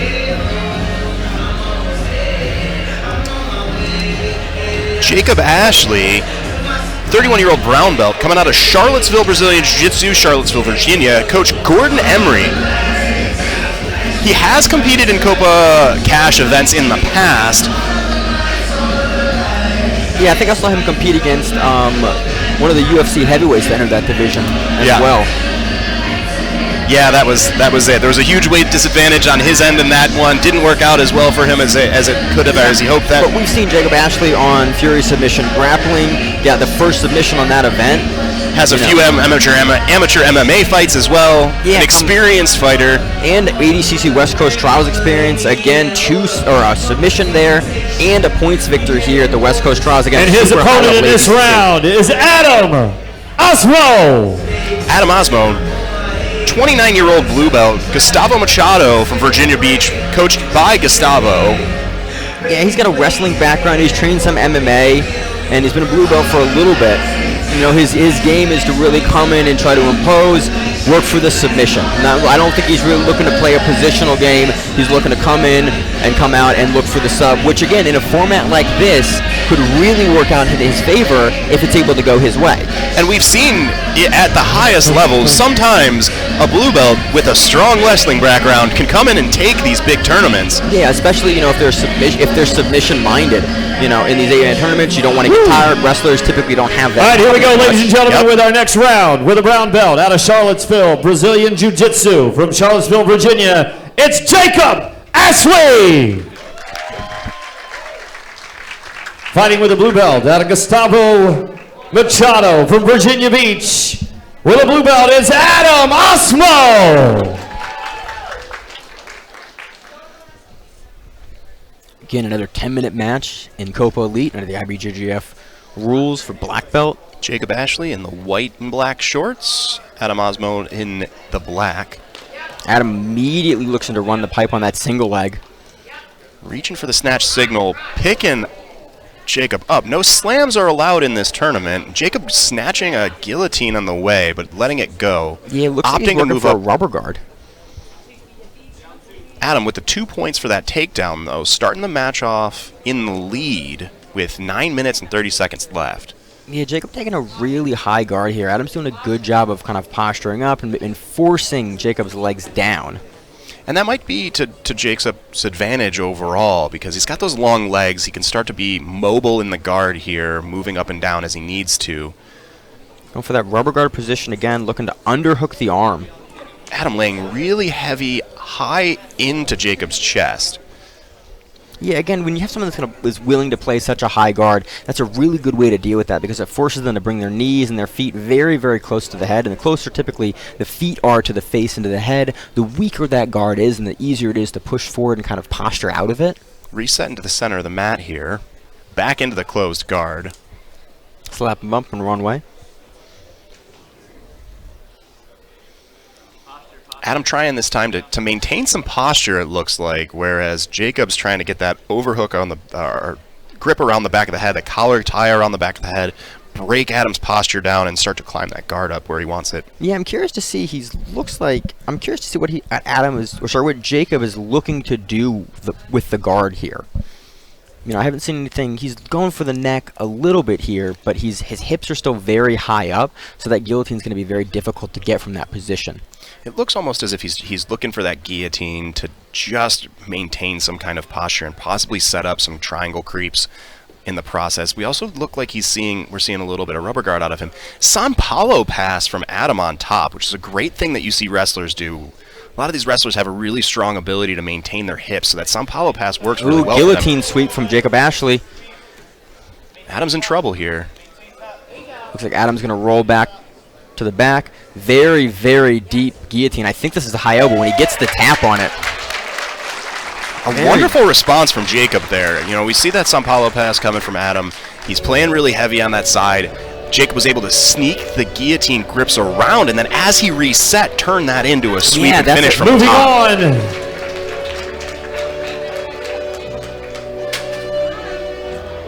Jacob Ashley moving on. Again, that guillotine grip off that position is something you don't see a whole lot. You got to really, I'm going to say, put all your eggs in one basket on that, because you're almost Jacob off the pass. Ashley! Yeah, absolutely. But in this particular case, he was able to time it properly. Especially if you have the confidence in your guillotine grip, you know, to be able to come on top and use it to sweep them out like he did. It is a great tool to have in your arsenal. Obviously, we see Jacob Ashley get it done with a modified mounted high elbow guillotine. And yet another finish here at Copa Elite tonight.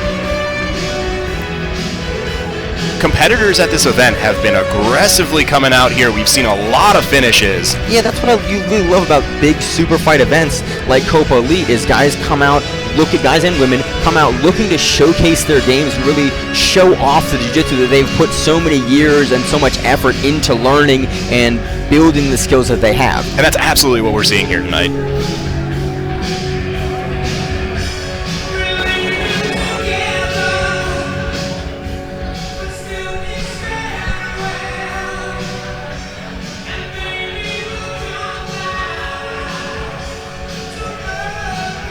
Costa Felipe!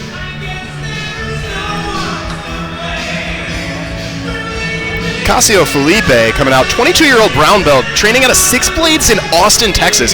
Now, he's training under Shanji Ribeiro and Victor Hugo, two of the biggest names in the sport right now. Yeah, two of some of the highest level people that, you know, are competing in jiu-jitsu nowadays.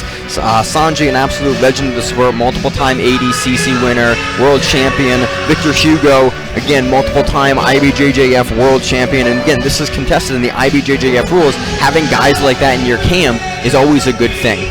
And now Cassio's not a slouch himself either. He won Brown Belt Pan Ams in 2021 for IBJJF and took silver at Worlds in Nogi. So this is a competitor himself coming up the ranks at the young 22 years old. Yeah, has a win over Jacob Couch as well. You know, a real Moving into the second round, it's Lyndon Yates! Lyndon Yates, 24-year-old purple belt out of OCBJJ and Silverback Academy.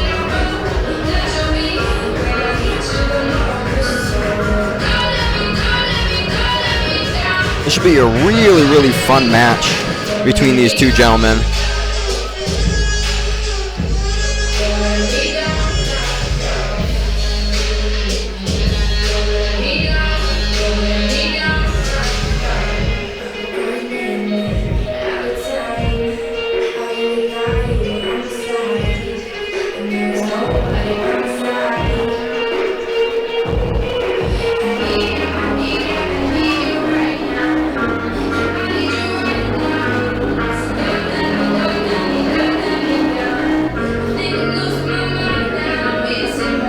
Here we go, ladies and gentlemen, round two. We are off a 10-minute match in the Copa Elite Black Belt Advanced Division for the cash prize of $3,000. We have Lyndon pulling guard early here. Really heavy underhook from Cassio. Very, very controlled, pulling the shoulder in. Lyndon's looking to get underneath, but Cassio's doing a good job of pushing that knee forward. Lyndon does have that underhook, switches it to an overhook here, and we see Cassio move to that cross-face grip, the triangle cross-face, arm triangle cross-face grip, and start laying heavy pressure across Lyndon's chest. Yeah, I mean, the camp he's from, the Sanji, the Habero camp, the Victor Hugo camp, like that is something that we see those guys utilize all the time. Really heavy top pressure passing. You know, you don't give the hips a lot to move with, and the shoulders are controlled a lot during those sort of passes. And specifically, these guys are good at this brand of pressure passing, where the pressure's laid on the top, up near the head, neck, up in the chest, and then you're sort of floating your hips and legs around down on the bottom to sort of use the lightness of your hips in this position to free yourself from these half guard spots. Yeah, Lyndon's doing a good job, though. Recovers it. He disincentivizes the grip that Cassio had, looking to potentially invert under the legs here. Cassio was aware of that invert, tried to back out, but Lyndon does a great job using his shin and hamstring to keep Cassio's ankle in and forces him to re-enter back into this headquarters position. Yeah, Cassio, I'm not sure if he's going to throw the knee cut or if he's waiting for something, but he seems happy to kind of sit in the close guard, and Lyndon's continuing to reach up underneath of the leg. Cassio moving back into that high-pressure passing situation, this time having enough weight out of his hips to free his leg up and gets the 3 points for passing this half guard here. Yeah, really does a nice job kicking off that knee there to free his legs open. He settles into a wide-kneed side control, moving it up to knee on belly, but in the process almost gives Lyndon the opportunity to get back into that three-quarter guard, fighting to stay in side control here. Yeah, I'm curious to see if he's going to force either the north-south or force the back here. Looking towards the back. Looking like he's moving towards the back. He's sinking a hook in here, which is a smart way to go before rolling back. And he looks immediately for the body triangle here. Now, interestingly, under IBJJF rules, this body triangle won't get Cassio any points, but it does set him up for the submission. Really nice transition there from Cassio. Gets the back. Again, elects to not get the points. Which is a strategic decision here that worked out really well for him. Sometimes people will try to get the points for the hooks in, and then they waste their time. Costa! They waste a little bit of time trying to get those hooks in, where they could have just gone straight to the body triangle and got the submission like we saw here. And in an 8-man tournament like this with cash on the line, $3,000 here at Copa Elite, you know, you don't want to burn yourself out in your earlier matches. If you can get a submission early, get that rest, you're going to be going against guys that potentially had longer matches that went to full time, that went to points or went to late submission. If you can do yourself that service by getting in there early, and you know, having and being fresher later in the matches, you know, that's a great strategy to implement in these tournaments. Absolutely, and we might see it pay off for him as these matches go forward. Up next here at Copa Elite, in your next match, it's Sam Kilmer! Sam Kilmer again returning, victorious in his first match by, I think, a quick heel hook set. Yep. Sam, in that first match, had grabbed a single leg and then opted to drop into single leg X and was able to finish the leg lock submission. I think it was an Achilles lock off of that, or heel hook off of that initial position. Really smart jiu-jitsu from Sam in that really first match. Played. And again, he got out of there early, so he's probably not going to be dealing with a whole lot of his fatigue. opponent, Diallo Waits! On the other end of the spectrum, we have Diallo coming out here who, if you'll remember, had a match against a much heavier opponent. So we might see Diallo a little bit more fatigued than Sam is coming in here. Well, we also saw Diallo go the full 10 minutes versus a heavier opponent. Absolutely. You know, visibly sweaty and, you know, breathing heavy towards the end of that match. So that could play a big factor. Granted, Diallo was still throwing submissions at the end of that match, so he clearly had some left in his tank. It'll be interesting to see how this plays out in this second match for each of these guys, this semifinal match here.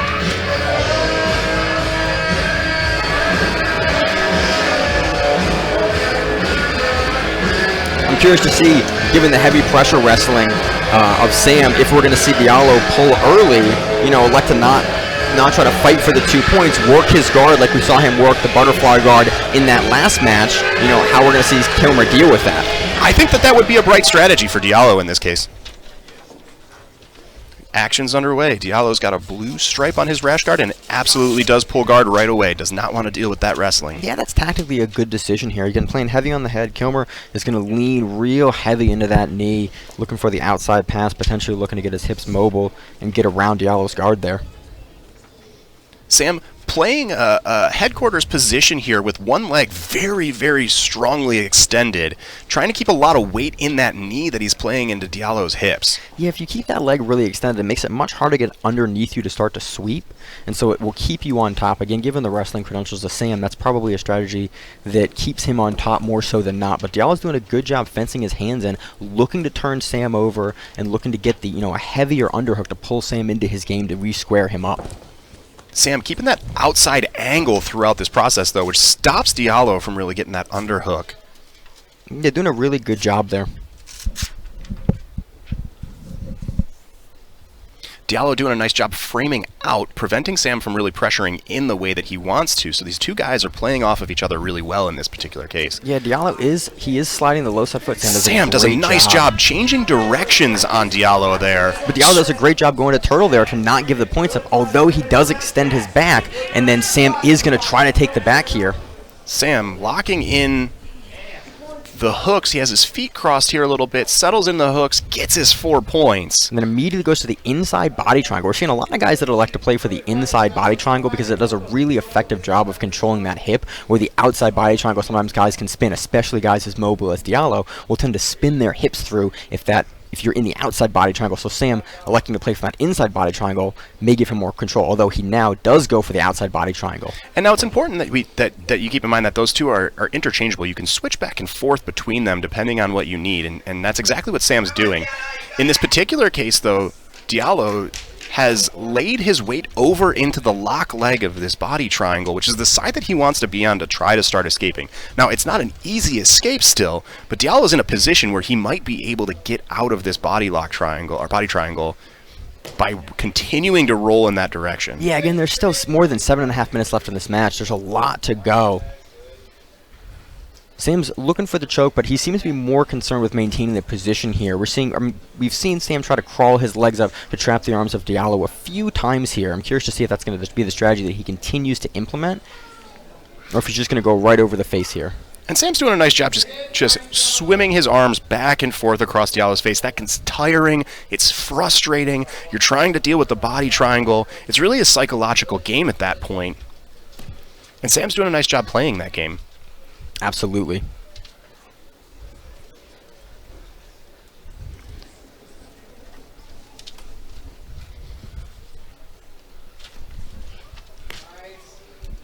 Again, that heavy inside body triangle. Diallo's trying to get his hips outside, but Sam is a little bit square, potentially leaving him available to fight either for the choke or for that arm. He's trying to push down the arm of Diallo and crawl his leg up over top of it to prevent Diallo from being able to fight the choke with that arm if it's trapped by Sam's leg.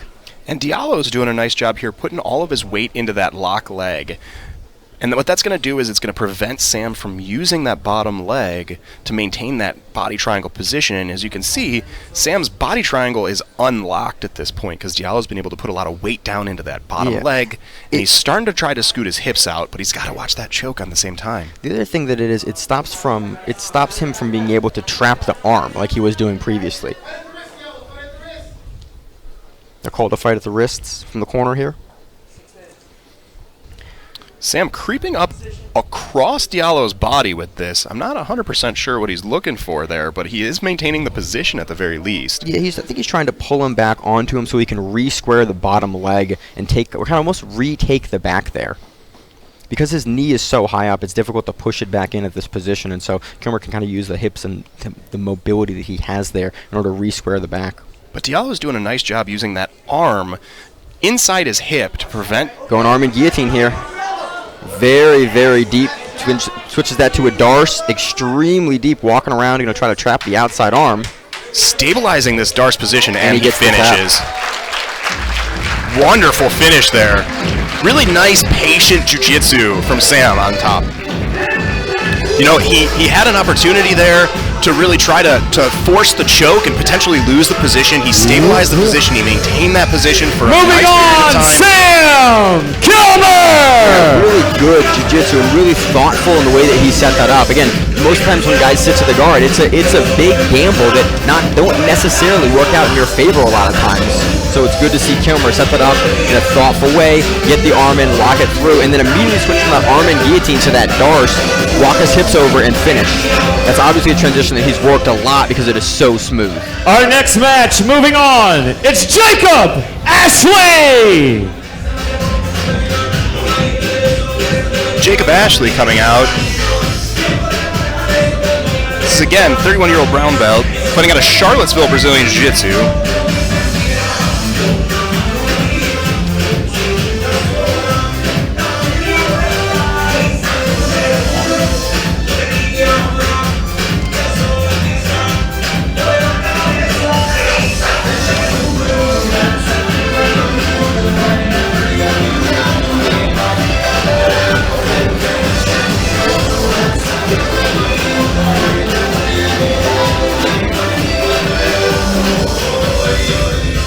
Yeah, Cruz took a guillotine win in his last match. And his opponents, Cassio Costa! Cassio coming out here. This was another sub finish in his last match.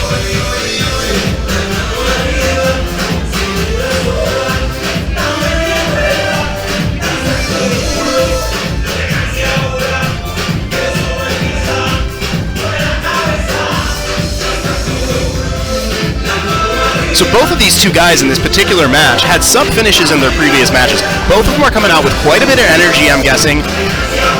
Neither one looks too tired coming out here, so we can see a match here that might end up being quite exciting, just based on the fact that both of these guys had shorter matches in the first round. Yeah, it's always good going into a bracket tournament like that. You know, you want to be fresher. Action underway. Jacob in the white and blue shorts, Cassio in the all black. Yeah, again, Cassio really upright stance here. Interesting approach. We saw Jacob pull guard in his first match, and I wonder if Cassio's standing upright waiting for that guard pull because he's going to have a little bit more mobility, more mobility off of that guard pull if he's a little more upright in this case. Yeah, it's definitely a strategy. It can work out both ways. It's definitely a more dangerous way to play it. You know, playing a counter game versus looking to implement and impose. But Cassio looking like he wants to step down into pull guard here, and he drops after getting a grip. Nice, easy drop in. Jacob trying to pass. Cassio settling up into Jacob's guard. Jacob looking up for that rubber guard variation that we saw out of him in the first match. And we got 2 on the board for Cassio. Yeah, really starting to get active here quick. Setting up what looks to be an arm trap on the top far side arm. Has a lot he can do with that. Jacob was trying to lock his hands there to prevent potentially a Kimura or an armbar on that cross side, but he's unable to keep it. Cassio gets his points for passing off of that. He was laying heavy into that far arm, and Jacob had to worry about that a little bit too much to keep defending the pass. We see Jacob trying to climb his knees up from this north-south variant position that Cassio's found himself in. And Cassio uses that opportunity to roll Jacob up, move into the back, and lock in that body triangle that we saw him use so efficiently in the first match that he had tonight. Yeah, beautiful body triangle. Again, going to squeeze super heavy on the head. Jacob has both hands out, defending. Now giving the thumbs up. And Cassio's got his arm over Jacob's face, which is perfectly legal. You can get the submission there. Yeah, everything above the neck is the neck. Certainly is. We see Cassio move into the top, still holding that body triangle. And now what guys are often looking to do from this position when they're on top and holding the body triangle is sort of flatten out their opponent on the bottom. Try to get them extended, try to get them off of their knees. Yeah, Cassio's also doing a really good job of pushing Jacob's arm down low into the body. Like, he's controlling that arm very, very well. That leaves his outside hand free to start choking. And because you're controlling the arm so well, they're just trying to free that grip to start to defend, and potentially opens up the choke a little easier. Cassio sinking that arm in again. It's a little hard to tell if he's under the chin in this case or not, but he went for it hard. Yeah, he's definitely leaning back really heavy into it, putting a ton of pressure. and kind of into bursts into Jacob here. Jacob's doing a good job defending. Again, he is down 5-0 with 7 minutes remaining out of this 10-minute match. Cassio just playing off the side here, clearly trying to move back towards the back, but what it looks like he's doing right now is it looks like he's trying to set up his choke arms before really trying to reestablish the position. And that's a really smart thing to do sometimes, especially when you're against a guy like Jacob here, who we've seen actively defend these chokes well for a minute or two. So Cassio might be trying to get his grip set up in this position before exchanging the position. Looking like he's going for a head and arm here.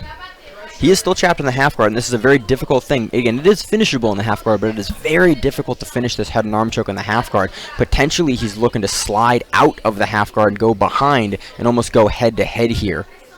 And it looks like he used that pressure from that head and arm to set up a transition up to mount, but Jacob does a nice job getting a butterfly hook in the last minute. Yeah, very, very good response. Again, most guys will just kind of like to get into guard. Jacob actually looks to get the leg, get the half guard in, and then from the half guard, pulls that butterfly hook back in. Cassio has pulled without grips, and so in this rule set at Copa Elite, you're required to have grips before you pull. He's assessed on a penalty for that, and the corner judges waive it off.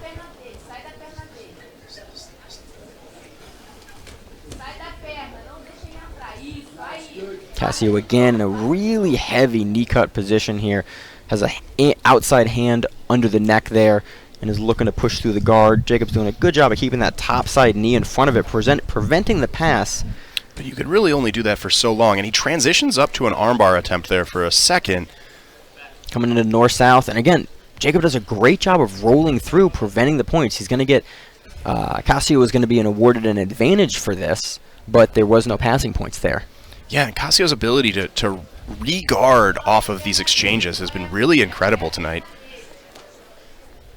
I'm sorry, Jacob's ability to re-guard. Cassio is doing a really nice thing as whenever he feels Jacob start to establish the guard, he is sliding off of that top side leg through, and he's forcing Jacob to defend the guard with just that top side leg. Jacob. Going for a buggy choke. Waved off by Cassio quickly, though. But again, it's something that we're seeing more and more at the highest levels. Again, we saw it a couple of weeks ago at ADCC Trials. Cassio moving into north-south off of that buggy choke attempt gets his points for passing. We're now up 8-0 with 4 minutes and 40 seconds left in the match. Jacob's doing a good job with his low side arm of pushing the legs back into the guard. Cassio looks like he's setting up potentially what could be the start of a Darce or just a body-lock grip to keep the north-south position there. Cassio's this version of north-south that he's playing is actually very high. Usually we see north-south a little bit more chest-to-chest, but in this case, Cassio's playing with his shoulder almost in Jacob's belly button. Yeah, it's a risky way to play, but if you have the pressure there, it makes it difficult for guys like Jacob, who are so long and so lanky, to invert over to the top of the back. Absolutely, and we're going to get them reset back to the center of the mat. Jacob's feet landed off the edge of the mat there. I think a very reasonable restart. We're back to this position where Cassio's shoulder's almost in Jacob's belly button. Yeah, and now it looks like higher this, actually now. This might be just a response to Jacob's ability to climb his legs up into almost those goat hook type positions to try to climb in. We've seen Jacob re-guard from these positions before in previous matches, at Copa Virginia and at Copa Elite. See a roll-through situation. Cassio dropping down into almost immediately an outside heel hook, and then transitioning to that outside heel hook. Does a great job of staying on top, though, so there are actually no points in that entire transition. Again, being very thoughtful about how he transitions to bottom position and then back into top position. And that was just a timing thing there, and that takes some very savvy mat awareness from Cassio. Yeah, absolutely. Just over 3 minutes left to go. Potentially, I think we're going to see Jacob Ashley start to throw more submission attempts from the bottom. Again, he's down 8-0. Submission with 3 minutes left in a 10-minute match is probably the best way to go, especially with someone who is willing to play such kind of a dominant, top position, crushing game. There we go, another high, heavy pressure pass from Cassio. Yeah, I can't see if he has the far side foot through. If he does, he'll get the pass and the mount points there. Looks like Jacob's been able to lock in that foot. And he's into a quarter guard now. but Cassio just creeping forward, ends up moving into mount off of that position. Just that heavy pressure up on top of Jacob is hard to deal with for so long, and eventually your opponent can creep. Cassio was able to creep high enough to get his foot out of that quarter guard. Yeah, he gets the 7 points too. 3 for the pass and then 4 for the mount. We have a goat hook coming over. And a heel hook attempt from Jacob. Yeah, great if you can get him in. And again, late in the match, throwing goat hooks like that over into an outside leg position like that is a really, really great strategy, especially for someone like Jacob Ashley, who's so flexible and has a good leg lock game. But a nice response from Cassio, standing up, putting weight in the foot that's being attacked, settling his base down, defending against that heel hook, and eventually moving into another pass here. Yep, looking for another buggy choke is Ashley from the bottom there. And at this point, that's what he's got to be doing. Jacob needs to be looking for these submissions, aggressively moving. It's 18-0 with 1:30 left. Jacob's not out of this match. No, we're seeing him definitely look to he's establishing less of like a heavy half guard and more of a really open. He's starting to open up, and I'm curious to see if Cassio is going to continue to pass off of this or if Jacob's going to be able to get something deep here. Jacob looking to invert a little bit there. Yeah, Cassio laying his weight down into that hook in a way where Jacob can't use it to turn the way that he wants to. Yeah, just over a minute left to go here. Cassio up 18-0 on Jacob Ashley. Climbing up to that rubber guard that we've seen him use again a little bit. Cassio backing out of it. Yeah, Cassio definitely looks like he's going to sit. He had enough grips there to sit, and so he's going to be able to sit there. Jacob looking to enter that headquarters pass. Cassio playing a Z-guard variation. I'm guessing that he's going to sit back to a leg here with 20 seconds or 40 seconds left. Cassio's going to use it to sweep. He's going to get another 2, and then potentially going to knee slice over here again for another 3. But Jacob's done a good job of trapping that leg and preventing the points from being scored. Cassio playing great positional jiu-jitsu here. Up 23-0 on Jacob Ashley. 15 seconds left to go. Jacob gets back to guard, but it's going to be hard to pull anything off. Yeah, he's looking for that rubber guard, potentially looking for a arm-out choke or a guillotine right here. Looking for the guillotine. But Cassio Philippe is going to hold the body lock here, and time is going to expire. Wonderfully dominant performance from Cassio there. Just solid jiu-jitsu. Playing on top, got a couple nice sweeps, heavy grinding pressure from the top, multiple passes, multiple moves to mount. And there you have it, ladies and gentlemen, moving on to the finals with a chance to win the big money, Cassio Costa! Moving into the finals, Cassio Costa. Now Felipe.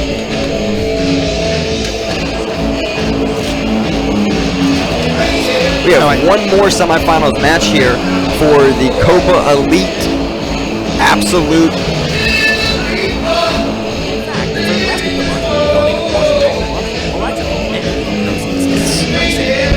Call us today.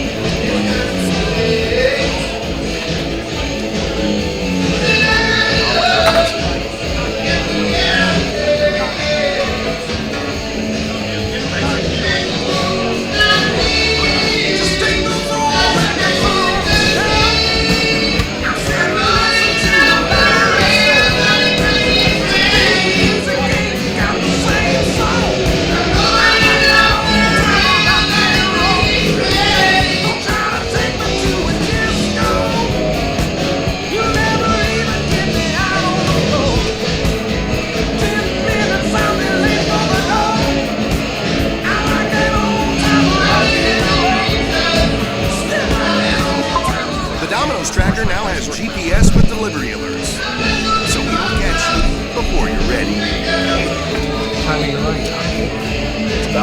Try it next time you get any 2 or more medium 2-topping pizzas delivered for just $5.99 each. Welcome in, ladies and gentlemen, to King 59.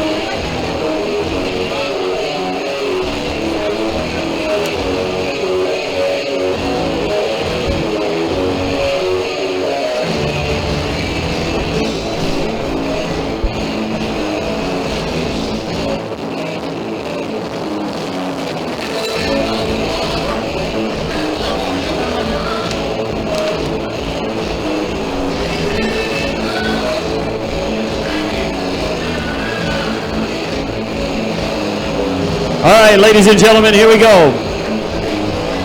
Moving into our main events tonight, and this is our professional divisions. Coming up first, it's Sierra Durkee.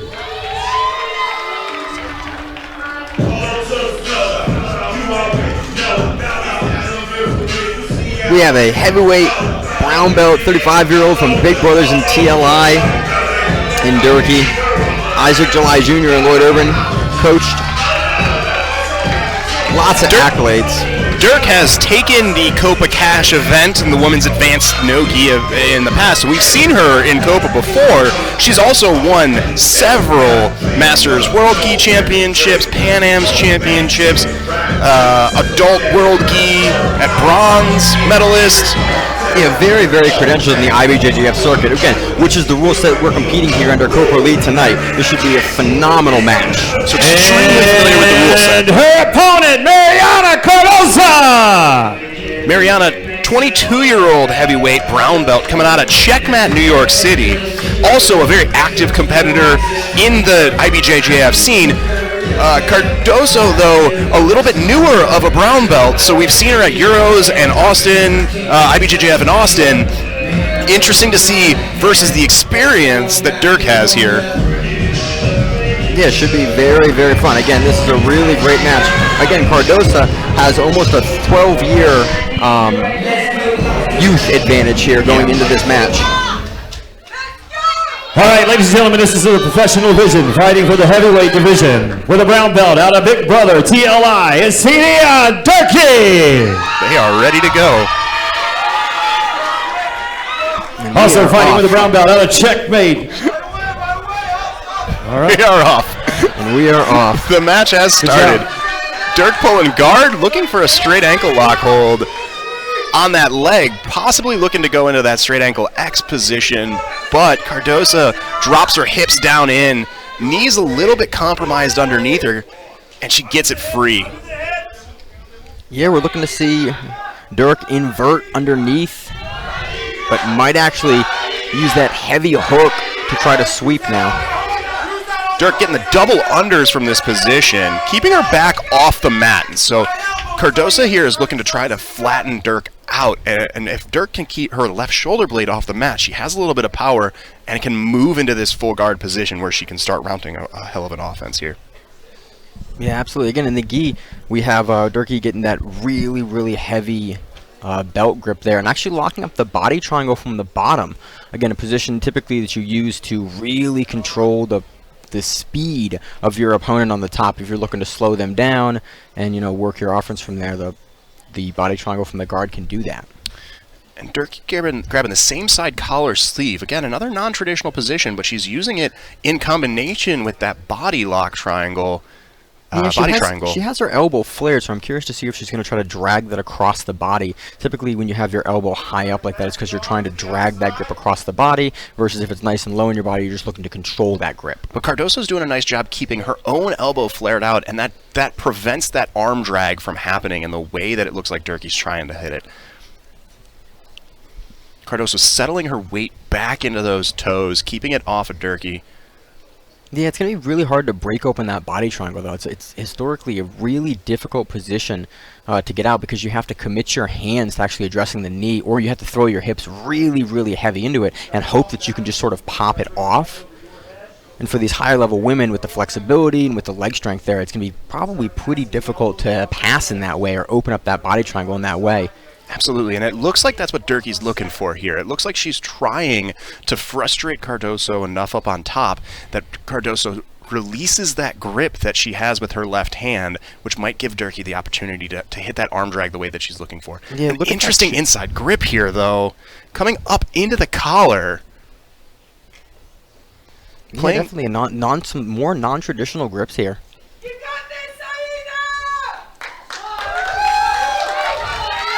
Big cheer from the crowd. Again, so the way that Saida can switch back and forth between that body triangle is really unusual. It's something you don't see grapplers be able to even do very frequently. But she's got it locked in, and it looks very frustrating to deal with.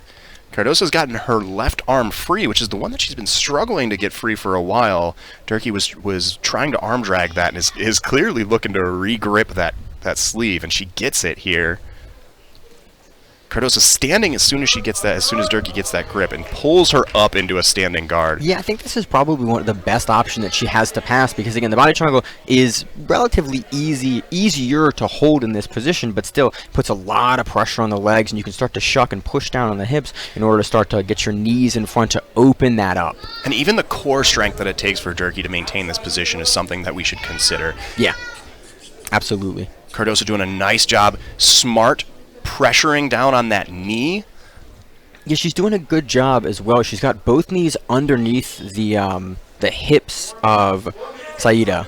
And there are no buts about it. This position is tiring for Durkee here. I'm curious to see if Durkee's going to go elect to let go of that and scoop underneath a leg to either go for a sweep or go into a leg. She goes to a De La Hiva there and then immediately goes back into the closed guard with Cardoso trying to heavy pass on top. Cardoso laying heavy into that crossface grip. High pressure into Durkee's shoulders and neck. Getting her hips high, so she's going to try to work her legs out by keeping those hips light and high and spinning through just like she did there. Beautiful knee slice pass there. Durkee does a great job, though, of recapturing it and preventing the points from being scored. Just in time, too. Yeah, that's very close to a scoring position, but Cardoso is able to get through again, is able to score the 3 points for the guard pass there. Durkee looking for the same defense she just had. The points have already been scored. Yeah, hooks it back over. Potentially, actually, now this is an opportunity for Cardoso to pass again if she's able to utilize that same sort of stepping over in order to score. If Cardoso can maintain this top-heavy position and pass as many times as she wants. It looks like Durkee knows that, though, and is starting to creep her legs up in a way to change the dynamic of the position and prevent Cardoso from passing that same way a second time. Yeah, Cardoso has that topside hand really pushed underneath the collar, and there's a little bit of crossface pressure being put in there, making it really hard for Saida to square back up into the guard. Although potentially, because Saida has her own leg, she's looking to actually loop around and potentially was looking to take the back there. Saida moving into the leg lock, or moved into the leg or into the lock position for a second there, and is now switching into a butterfly. Yeah, that single side butterfly hook is really good in order to get your hips under and elevate for other things and other offense. Again, you're down by 3 with a little bit of time remaining. Left on the clock. You know, you might need to start going into the legs and getting something going. And that butterfly can be really useful in these situations where Cardoso is really heavy on top. Her pressure and her weight is into Saida's shoulders, and so that butterfly can be used to sort of carry Cardoso over if Cardoso's not careful with the way that she distributes her weight on top here. Yeah, absolutely. Again, it's sort of a battle of inches at this point, and you're trying to push down that grip while stepping over while avoiding the lift from the bottom player. And there was a hair there where Saida had a chance to maybe hit the sweep, and Cardoso did a really nice job recognizing the weight distribution and getting her leg out right before Saida was able to hit that sweep using that butterfly. Ends up into side control and gets those 3 points for the pass. Yeah, again, scoring again. Just a little over a minute left for both to work. Cardoso on top here, up by 6. Looking to do a throw bypass to retain the side control position. Crowd getting very excited as Saida tries to start to set up some kind of submission game from the guard with less than a minute left. Cardoso balling herself up real heavy onto Saida's bottom leg, though. Prevents her from really engaging too much in that guard. Saida creeping her hips in, trying to get into that butterfly position, looking for those underhooks. Yeah, 35 seconds left to go. She really needs to sweep. Again, you sweep in and out, it's a 6-point move. And that ties things up. Cardoso has one advantage up, is able to shuck by. And Cardoso's going to be awarded an advantage here for the force to turtle. Settles into the position. Saida basing out, turtling up all the way now. Looking to roll through back into guard. Looking at the clock, too, as well, making sure that, she doesn't have too much time to work. Attacking the leg, looking for a knee bar in the last 20 seconds here, last 10 seconds here. Last second there. A nice final attempt, but Cardoso, dominant performance on top. Played a nice heavy top game, kept that pressure forward, was able to pass twice, and takes the win 6-0 with 2 advantages on the board. Excellent game plan from both of these two ladies, but Cardoso is able to take it with that clean, top pressure, heavy jiu-jitsu. Test it. We have Maine walking down to the mats right now to interview our winner of this professional jiu-jitsu match here at Copa Elite.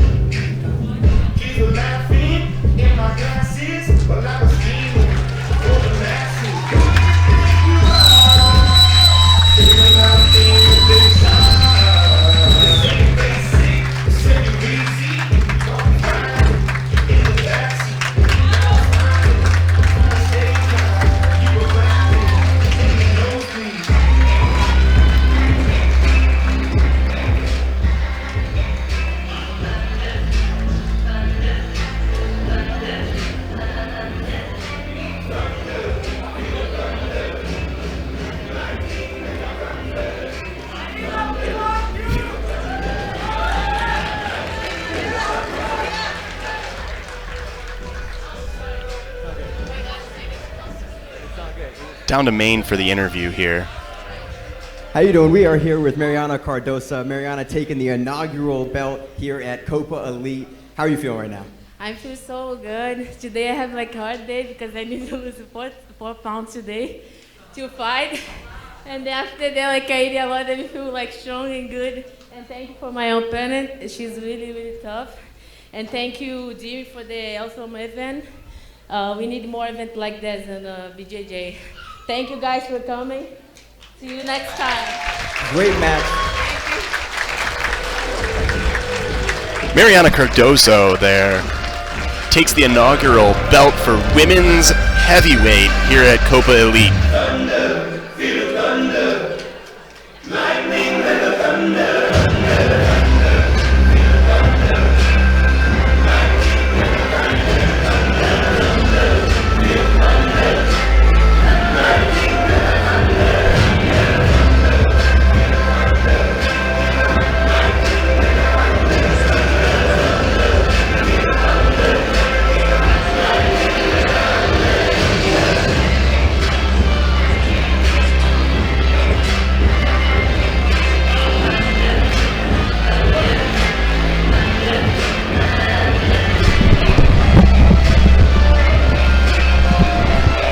Yep.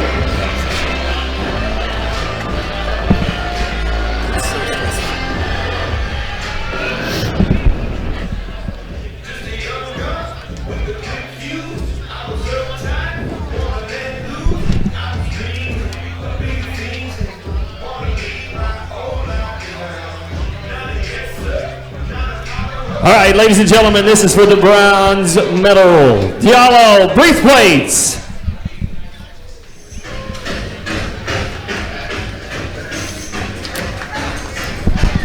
Again, coming in for our bronze medal match for the Copa Elite cash prize division, we have Diallo.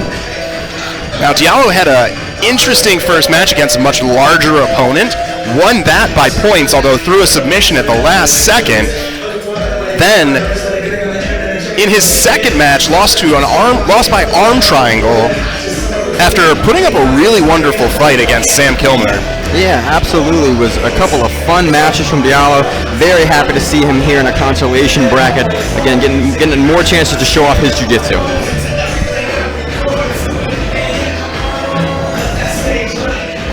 And his opponent, Jacob Ashley.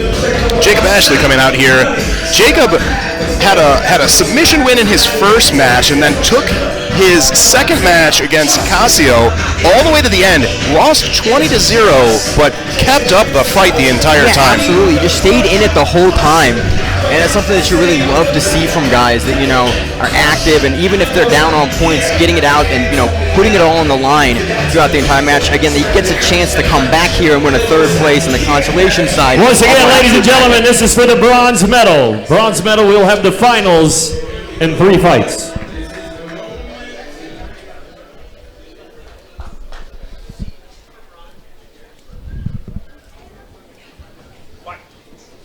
Action underway here. Jacob in the white and blue shorts, Diallo in all black. Hand fighting early. Now, we've seen both of these guys pull guards in their earlier matches. It'll be interesting to see what they choose to do in this match. Yeah, I'm curious to see. I mean, we had a size discrepancy, and we had heavy pressure wrestling in their previous matches that might have implored their decision a little bit. I'm curious to see now if there's, you know, less of a size discrepancy, if we're gonna see, we're gonna see a guard pull.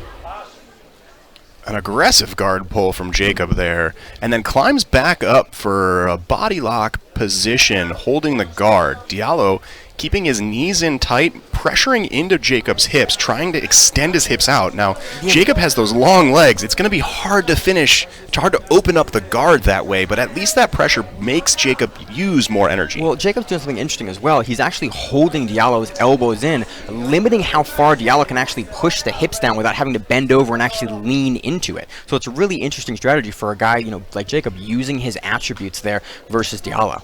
And for two guys that have each had matches that went the distance and that they put up hard fights in, it's interesting to see that they're in this position where we're draining a lot of energy here. Yeah, this is a really energy-intensive position. But again, this is for the bronze medal. You want to leave it all out here now. Diallo, big lift. Big lift. Very, very nice lift there. Again, using a lot of energy on that, but securing your 2, and now he's up on the scorecards. Side suplex immediately starts laying shoulder pressure into Jacob's face and working into that knee ride that we saw him playing in the first match. Mounted triangle entry here from Diallo on top. Diallo locking it in. I'm curious to see if he's going to try to finish on the mount or finish on the back. Jacob's doing a good job of throwing the goat hooks in, trying to get over, but this looks very tight from Diallo, who's we've just seen in the past is a submission hunter and has great finishing mechanics on these. And Diallo doing a nice job keeping his chest far forward, but still maintaining that top position, and that's what you really have to do when you have someone climbing for those goat hooks. Very, very tight. He's starting to make the angle on that mounted triangle. You see his legs are no longer parallel to the shoulders, going for the arm. Grabbing the arm and extending. And he gets the tap. Smart transition there from Diallo. Very, very well played by Diallo. An amazing sequence and finish. Started climbing up into the angle to finish the triangle. Jacob had to defend with that arm. And Diallo took advantage of it. Diallo Braithwaite! Again, I love seeing guys work for the submission in all places. That was a super tight mounted triangle, and he elects to go and finish with the arm. Again, having a diversity of submission game is something I love to see showcased in these tournaments that Copa Virginia and Copa Elite put on. If you ever were in the Virginia and DC area looking for something to compete in, Copa Elite and Copa Virginia put on some great events.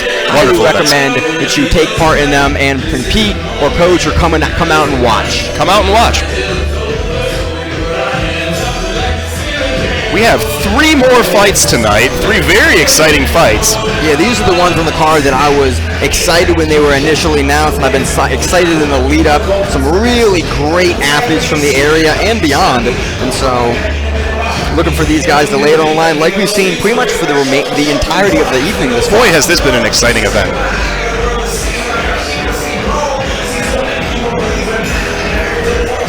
All right.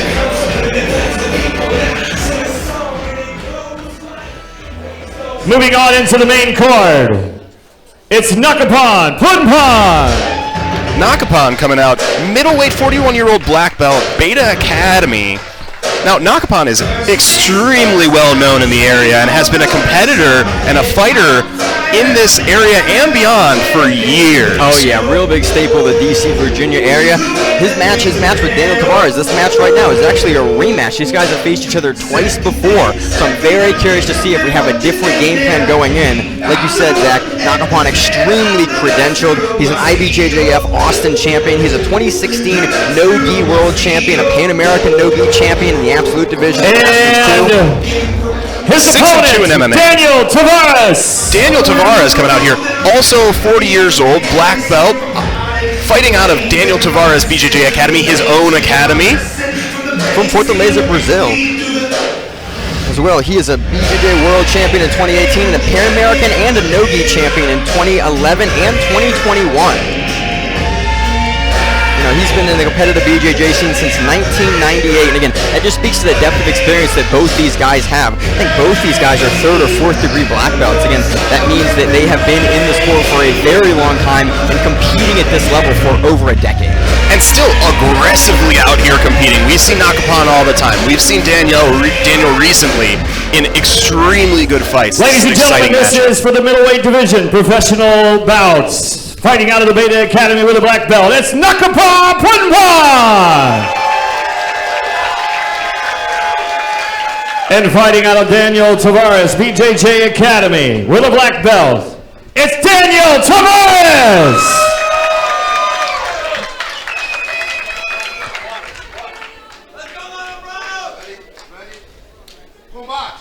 Action underway. Daniel Tavares in black and red. Nakapan in all black. Daniel Tavares starts off with a leg sweep, but then transitions down into a guard pull off of it almost immediately. Nakapan actually was able to hook the leg there and able to score the 2 off of that as a takedown. Daniel Tavares aggressive here on the bottom with that butterfly guard sweep. Talking to the referee a little bit, I'm not sure exactly what he's saying, but Nakapan looking for kind of that low hips passing, staying deep and tight into those butterfly hooks that Tavares has, and working his way around. He's circling and making sure that as he's moving, Tavares doesn't have an opportunity to really start establishing position and establishing an offense. That mobility on top really keeps Tavares guessing. He's starting to shuttle the hips to the side too, and Tavares is actively having to use his hands to keep his hips square to where he needs them to be. And Nakapan's also maintaining this body lock, keeping pressure on the center of Tavares' back. Tavares tries an elevator sweep here, but that body lock prevents him from really getting the momentum that he needs. And Nakapan's able to settle his hips back into a half guard position. Yeah, again, he's not in the full guard either. He eliminates a little bit of the offense that Tavares has in that initial butterfly guard, but Tavares expertly gets back to the butterfly guard, pummels his knees back in, and goes over-under on the butterfly guard pass versus Nakapan's body lock there. Nakapan keeping his hips high and back here, which is, again, going to prevent any real heavy or any load-up sweeps from Tavares. Yeah, he's got that underhook on the arm, and it's basically able to keep forcing Nakapan's shoulder down if he decides to pull on it. That in conjunction with the sweep, with the elevator hooks there. Nakapan set up here for a suplex, but Tavares drops down and rolls through off the edge of the mat. Yeah, almost into the cameras here. And if you can't see from our angle, that's probably about 4 or 5 inches from that front of that camera. Yeah. So very happy the operator was able to get that away, or else we'd be missing a camera angle for the remainder of the night. And they're back to the center standing. Again, interesting. Nakapan has 2 penalties at this point. I actually missed why he was awarded those, or why he earned those. Yeah. Very close match with just under 4 minutes to go. Nakapan in the gold and black up 2 points. Daniel Tavares, very, very nice takedown attempt. And Nakapan counters with a Kimura, looking to sweep over the Sumagaishi on that Kimura. Daniel Tavares does a nice job basing out, extending his hips, circling around, and is working towards the back now. Nakapan's in danger here of getting that back taken.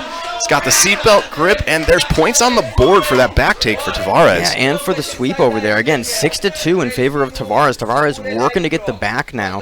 He's starting to throw that far side arm in under for the choke and doing a great job of fighting the hands. Nakapan's got his hips off to the side, potentially going to force mount or guard from Tavares. Nakapan's able to turn himself over using that advantage of scooting his hips out, and ends up in Tavares' guard. Yeah, just over 3 minutes to work here. Again, Tavares up by 4 points. We're back into this situation where Tavares is sitting up from guard, playing into Nakapan's arms. Nakapan reaching back in that guard. Again, potentially leaves him open for the triangle, but that's some confidence in your passing there. That's some old school passing there that we're seeing. Absolutely. Gotta love to see that. Again, that's why I love seeing the Masters guys get out there, because they showcase, the depth of technique from their time and the modern time, especially both these guys, head instructors at gyms and academies, getting out there and showing that their students that they can still do it, and again, have a phenomenal match like this. Nakapan working on extending Tavares' guard out, using that reach back grip.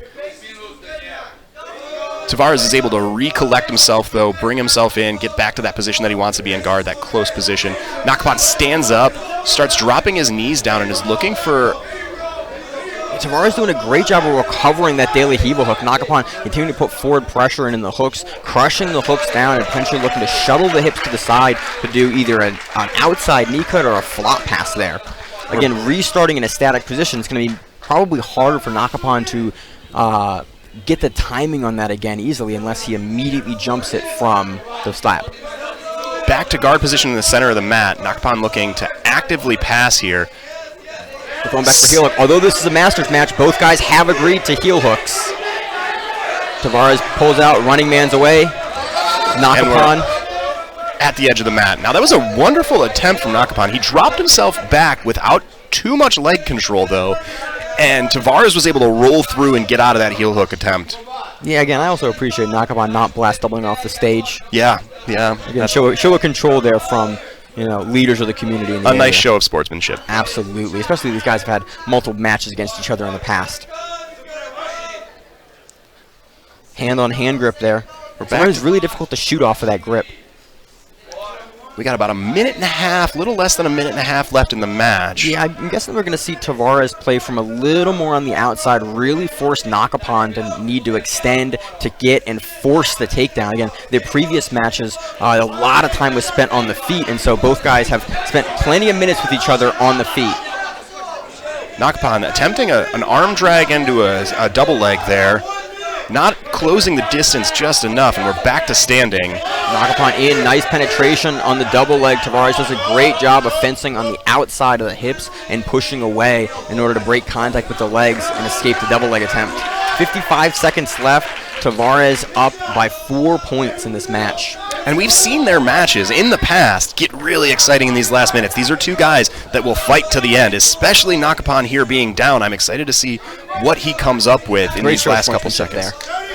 Nakapan again, deep shot. Tavares counters with a sprawl and a guillotine attempt. I'm curious to see if he's going to sit underneath and try to go for that with the arm and guillotine. Tavares holding that guillotine grip very nicely here, settling his hips into Nakapan looking to enter chest. into the legs there. Nakapan he goes underneath into the false grip on the outside there. But Tavares does a nice job extending Nakapan's chest away from the leg entanglement. So Nakapan can't invert, and with Nakapan not being able to invert, that nice leg entanglement that he set up doesn't really do too much good. Daniel Tavares taking this match 6-2. This is his second win against Nakapan. Really beautiful display from Tavares. Took the points on an interesting exchange where he was able to get a takedown and then transition to the back right away.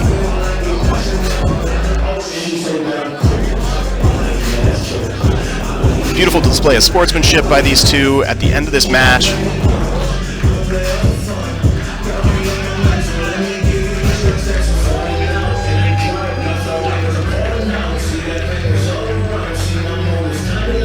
And a rematch as exciting as we would have hoped that it could be.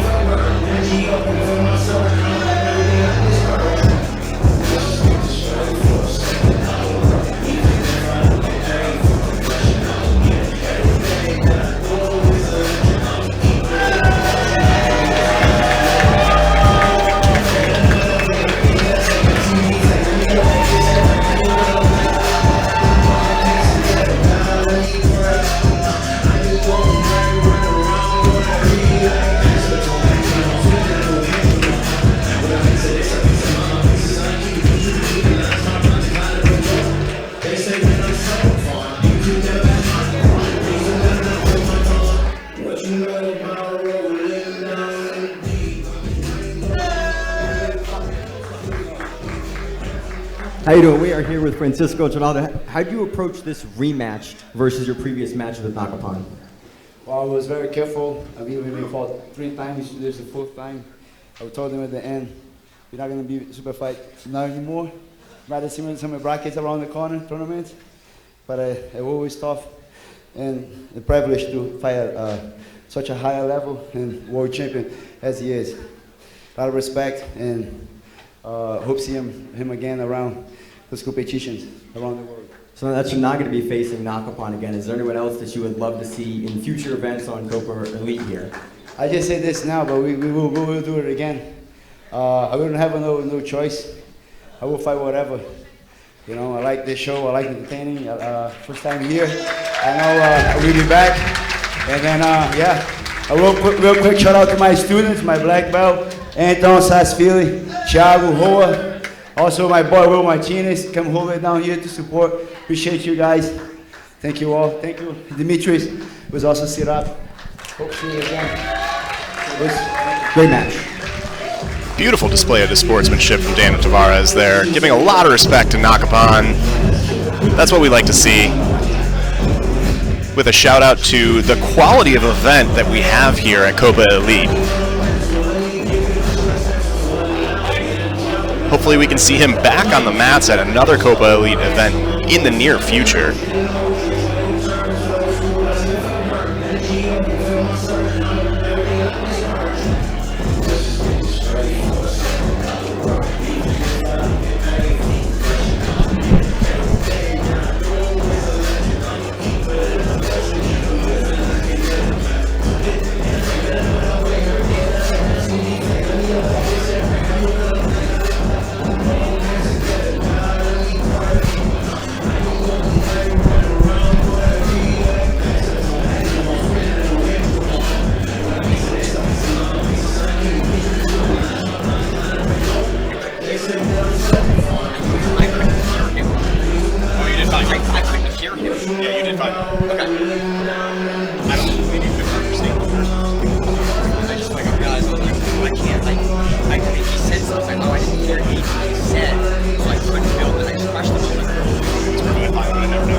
Check. All right, ladies and gentlemen, here we go with our main event tonight. It's Matt Miller. Matt Miller coming out, 34-year-old black belt, high noon BJJ. Yeah, out of Arlington, Virginia. Coached by Tim Dawson. A very accomplished jiu-jitsu practitioner, multiple IBJJF titles, UAEJJF titles, Prime, CBJJ. Yeah, Brazilian Nationals, Brasileiros. Really perennial contender and perennial grappler. Again, why he takes the main event spot here at Copa Elite. Also took a Copa Virginia title at certain points throughout his career. 2019, I believe, that we saw him. And his opponent, Denilson Pimenta. Denilson Pimenta, 41-year-old black belt, 4-stripe, 4th degree black belt here.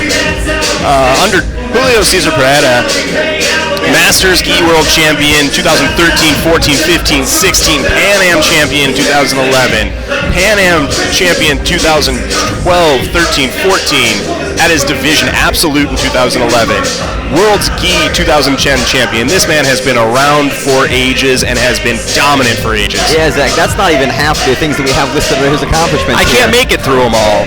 Yeah, you know. Excited to see him on this stage with a respectable competitor, another guy that has tons of accomplishments in Matt Miller. Yeah, again, I love that these two are also local guys. It really speaks to the talent, you know, that is in the DC and Virginia area. They get showcased on events like Copa Elite and Copa Virginia here. You know, I love to see it, that you don't need to travel in, and, you know, we can have that level of talent just in our backyard, essentially.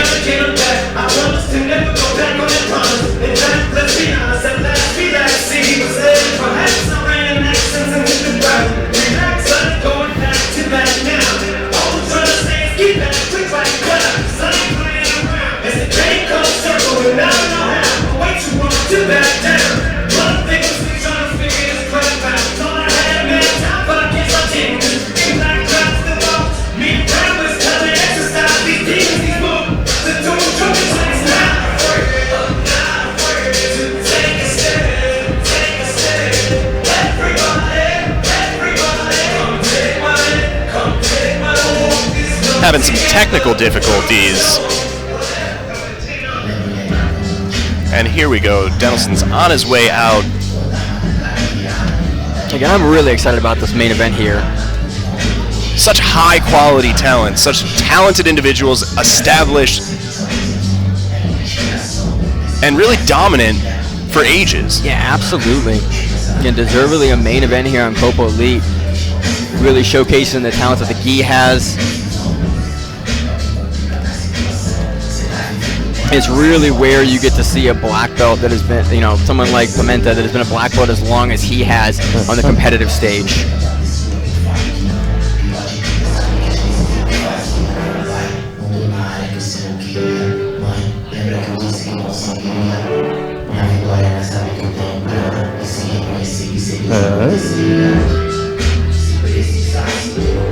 Ladies and gentlemen, this next fight is a professional fight in the middleweight division. From High Noon, BJJ with a black belt, it's Matt Miller! And out of Baltimore Martial Arts Academy with a black belt, 4th stripe, it's Denilson Pimenta!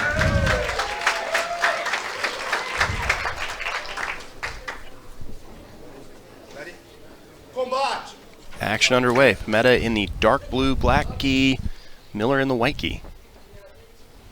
Both guys coming out low stances, possibly looking to pull guard or maybe even wrestle. Yeah, definitely looking to establish a collar grip there. Both are kind of fencing their hands for that inside collar grip. Matt's hands are really, really taped up. Clearly respecting each other's game here. Yeah, Denilson looking to grab those grips and sort of drag down. Essentially looking to play off the reaction that Matt is going to give him here. Either force a pull for the points there or try to wrestle him down. Matt doing a nice job making sure that Pimenta doesn't get the grips that he wants. Pimenta, really great beautiful fireman's finishes it high. That is not a finish that you see very often. And then aggressively working for that Toriano right away. Really nice Toriano. Matt Miller has a nice outside grip on the hands that are going to make that Toriano a little more difficult because Denison's not going to be able to drive through on his hands as easily to throw that pass. Matt has the setup of potentially a spider guard on both sides, looking to throw the leg on the outside and make it really difficult and force Denilson to try to break those grips in order to get his posture back up. Breaking the action to recenter to the mats.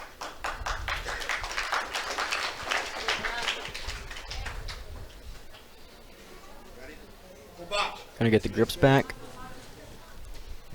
Pimenta keeping his weight in his own hips back behind him, sort of sitting on his toes. It's a nice way to deal with this position. He's got his knee in, preventing Matt's hips from creeping in too far, and then he's got his weight back in his own hips, so he's in control of the position here. Yeah, really looking to take his time. I think he's not really worried. He has 8.5 minutes to work. He's up to pull in. And that's the beauty of getting the takedown initially in these matches, is that you can pace yourself, you can set the pace of the match, you're in the lead, and you can take your time to set up what you need. And that's exactly what Pimento's doing here. Shucking that leg by, keeping nice controlled hug to that leg, working his way around, but Matt does a great job regarding throughout the process. Regard to get that cross-side leg back through and then to get into sort of that outside leg position, one hand on the, both hands on both sleeves there, and then one foot in the bicep. And Matt was able to actually grab into that spider grip a little bit better on the left side than he had it before. He's starting to be able to extend Pimenta up a little bit with that spider grip and the leg on the left side there. I think that's what he's looking to do. Yeah, I would agree. That's my guess as well. He's got more pressure on that outside bicep now. Potentially looking to off balance a little bit and then shuttle his hips over. Maybe react off of a pass from Pimenta. Eventually going to go to De La Hiva here, and then recovers the guard when Pimenta drops that outside knee. A smart jiu-jitsu from Pimenta there, dropping the outside knee, preventing him from really settling into that De La Hiva where he clearly wanted to be, and sort of forcing this full guard position, which is actually probably a bit more of an advantage here for Pimenta on top. Yeah, I mean, you're up on points there. You can kind of pass at your own pace as long as you're maintaining activity there. You're forcing, he's forcing Matt to drag him back down and drag him into a sweep game that he's able to counter off of. Absolutely. He can sort of set the pace here on top a little bit more. Smart jiu-jitsu from Pimenta. With these veteran competitors, that is something that we see a lot. Matt going double side, same side collar, looking to drag down, kind of control the posture of Denilson a little bit here. And Pimenta's posture is so nice here. He's got those inside, his elbows on the inside of the thighs. His back is nice and straight. His head is up. That's a hard posture to deal with, and he gets a stalling call for it. Both double stalling calls here. Matt is clearly trying to do what he can to get that posture broken down, though. Yeah, if you can look at this camera angle here, Denilson has really, really great control of his shoulders. You know, there's no leaning over. He's just very, very tight. He's built nice frames with his arms on the outsides of Matt's legs there. He's looking to kind of shuttle his legs inside and start to push one side of the leg down. And Matt does a great job of recovering kind of the squaring of the guard with the double unders here, and previously with that hook. Matt does a nice job finally being able to break through those barriers that Pimenta had set up and gets grips almost chest to chest here. Now this is a position that Matt can start to work from. He's close in, he can start to think about arm drag, scooting his hips out, creating angles. He's got a lot more to work with than that position that Pimenta's working himself back into now, where he's nice and stable. Got his elbows on the inside and his back nice and straight. Yeah, Pimenta's really looking to pass from that inside position on the hips, pushing Matt's hips down to the mat, not letting, Matt lift up his hips in order to start to sweep and to start to really open up his game, as well as he's kind of forcing Matt to play a slower game, playing from the closed guard. We have both corner refs calling for penalties for stalling. And we're going to issue a penalty as well. Another penalty for Pimenta. No penalty for Miller on that one, though. Yeah, Miller's working actively from the bottom, I think is what the refs are seeing. Pimenta's maintaining a really, really good position, but he's not opening up, towards to throw passing attempts at the guard. He's willing to play sort of a closer game. He's up 2. He's in the driver's seat. It is Matt's onus to score in this situation, although if he does get another penalty, then he will award 2 points to Matt Miller here. Yeah, and that's something that Pimenta really has to think about now. He can't just maintain this position any longer. There's 4.5 minutes left in this match, and if he doesn't start getting active and he gets another penalty, then Matt is up in this match. Yeah, Matt has an advantage right now as well. So 2 penalties for Pimenta, 1 advantage to Matt, 1 penalty to Matt. 2 points for Matt puts him in the lead firmly in this match. So Pimenta really has to start working here on top. He's got the inside grip. Matt opens the guard very, very briefly. Looks almost to go under on the leg, but Pimenta does a great job of kind of forcing the re-square and forcing just the closed guard from Matt Miller. Over the time, looks like the pants came open a little bit. Again, consistent pressure on the insides of the pants there from That'll happen. Pimenta to keep the pressure and to kind of force the hips to the mat will definitely, over the course of 6 minutes in this match so far, open up the pants a little bit. And we're getting a gi retie while we're at it. Yep, make sure we all, can fully tie everything back up, make everything nice and tight, force kind of both competitors to work again for the outside grips and open up the gis and lapels again. Again, in these veteran matches, you see guys really, I like these matches because you see a level of confidence and control, and there's not a whole lot of fervor they're not worried. Yeah, until they need to be. Yeah. And until it happens, and then when it happens, things get exciting. Matt climbing up again. He's getting that nice position, that almost chest-to-chest position. Pimenta establishing that stable base that he's working through.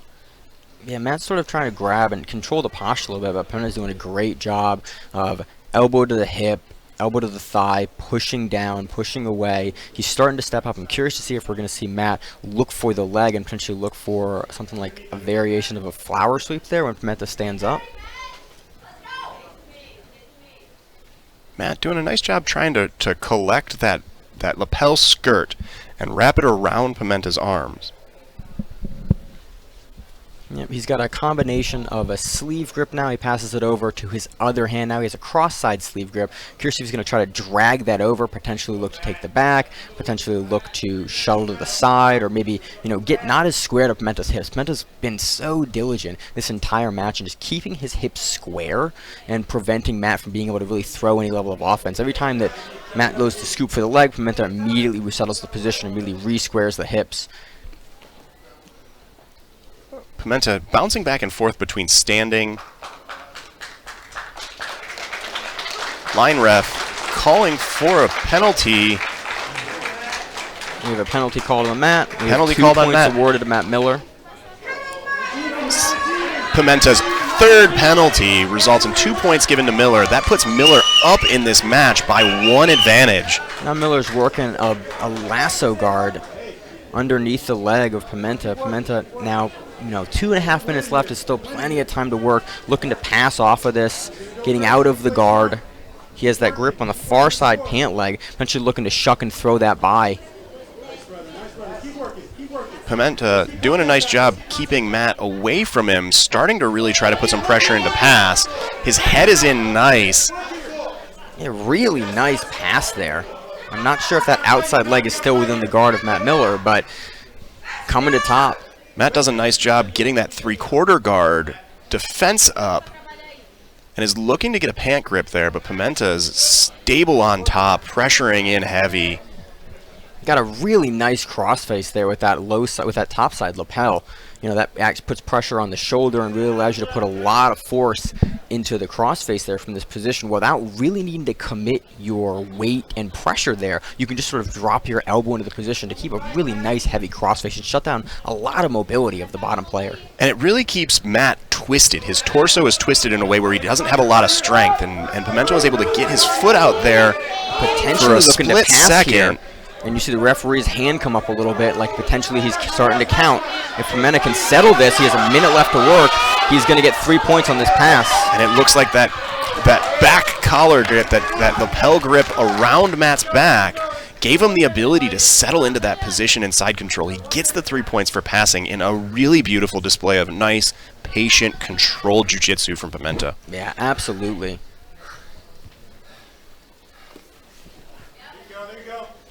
Again, Matt's looking to recover the guard. Pimenta has a hand, or sorry, that's Matt's hand on top of his face here, pressuring in really, really heavy, forcing the turtle.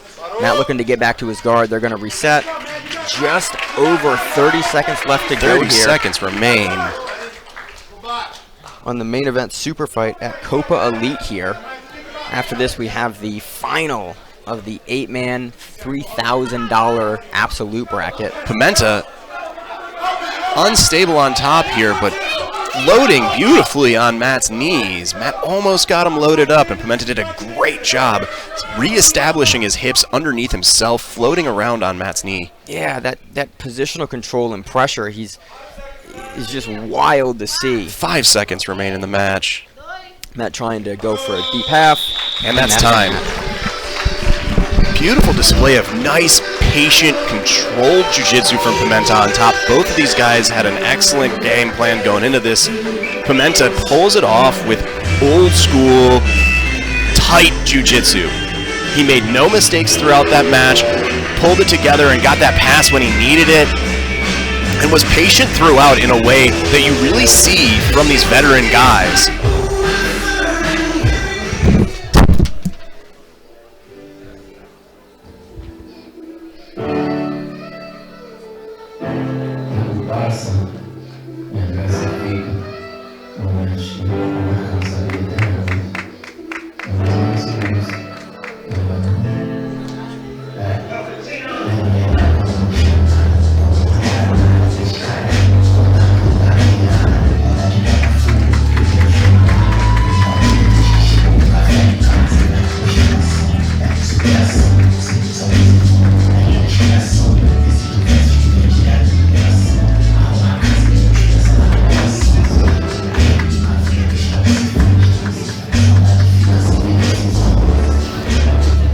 Beautiful display of sportsmanship there from both of them.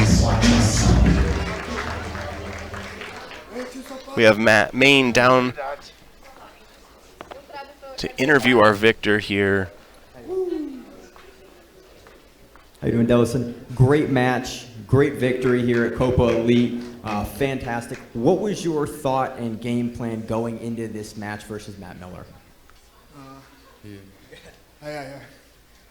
Thanks so much, guys. Thank you, Dimitri, for told me for coming for fight, super fight. I'm here in the mat. My goal, I think, to fight. I don't like competing in light video, medium video, because the guy is tall, small, and strong. difficult for me. He's the guy have a good position. I'm work, but I'm pushing my game. I'm different step. I'm different game in first. But sorry for stay too much time inside the guard. But my goal is like defense, give me opportunity for attack. This is my game. It's defense. If I have a penalty for me, okay. My mentor, no problem. Let's go, you pass. You pass. I'm pass. Thank you, Matt, for coming. Good fight. He's a good guy, good black belt. Thanks so much, guys. Denilson, is there anyone that you would like to face again here at Copa Elite after this performance tonight?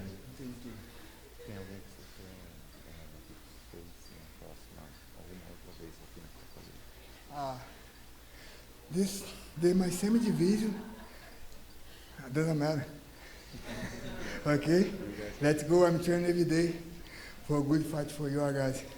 I'm so sorry, but big guys to complete my game. Fantastic. Denilson Pimenta, congratulations on a great performance. Thank you. Truly a legend in the sport. Denilson Pimenta came out with the victory here, gracious in the win. Came out with a strategy, play defensive, look for opportunities that defense builds, and he played that game, and he takes the victory with it. All right, ladies and gentlemen, this last and final match is for the $3 grand here at Copa Elite tonight. This is the main event. Making his way out to the stage, it's Sam Kilmer. Sam Kilmer, out of District Martial Arts, won his last match against Diallo, our third place victor today. Won with an arm triangle. Yeah, really great setup on that arm triangle too. Finished after a couple minutes. He also finished his first match with a submission after a couple minutes. So out of everyone that's competed tonight, Sam has had the least time on the mats, and that's a factor in this sort of tournament. Absolutely. For an 8-man tournament like this, you want to be going into the finals as fresh as possible. And his opponents making his way to the stage, Cassio Costa. Especially when you're facing someone as credentialed as Cassio Felipe Costa. Cassio putting on a dominant performance in his last match. It did go the distance, but he won 20-0. Yeah, really, really crushing performance. Again, matches when you're able to get on top and ride the points, still take it out of you. You're still on the mat, still needing to impose your jiu-jitsu in your game for the duration of the match. I am curious to see how much of a factor that will play. Again, Kilmer is also known for his cardio and for his forward pressure. This is definitely a clash of styles, and I'm very, very curious to see how these two gentlemen shake it out.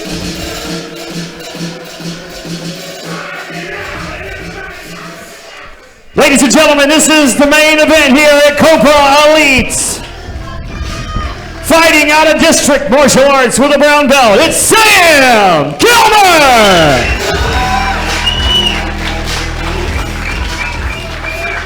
And fighting out of 6 Blades, also with a brown belt, is Cassio Costa! Zach, I'm extremely excited for this match here at the main event of Copa Elite, our inaugural professional event put on by Dimitri under the Copa banner. And we have seen exciting matches all night, including 2 from each of these guys. Yeah, this is the culmination, again, of an 8-man bracket for $3,000. 10 minutes on the clock, IBJJF, advanced absolute rules here at Copa Elite. And we see Cassio pull guard initially. Whoop.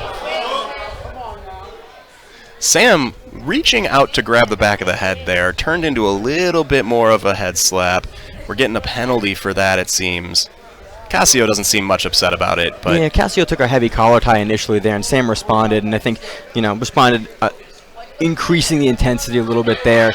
And I don't think it was anything intentional from either one of these guys. That's just how this sport plays out sometimes. You're playing for a lot of money on the line. This is, probably some of the bigger tournaments, or the bigger tournament these guys have ever had a chance to, win in, and there's huge stakes on the line in an absolute like this.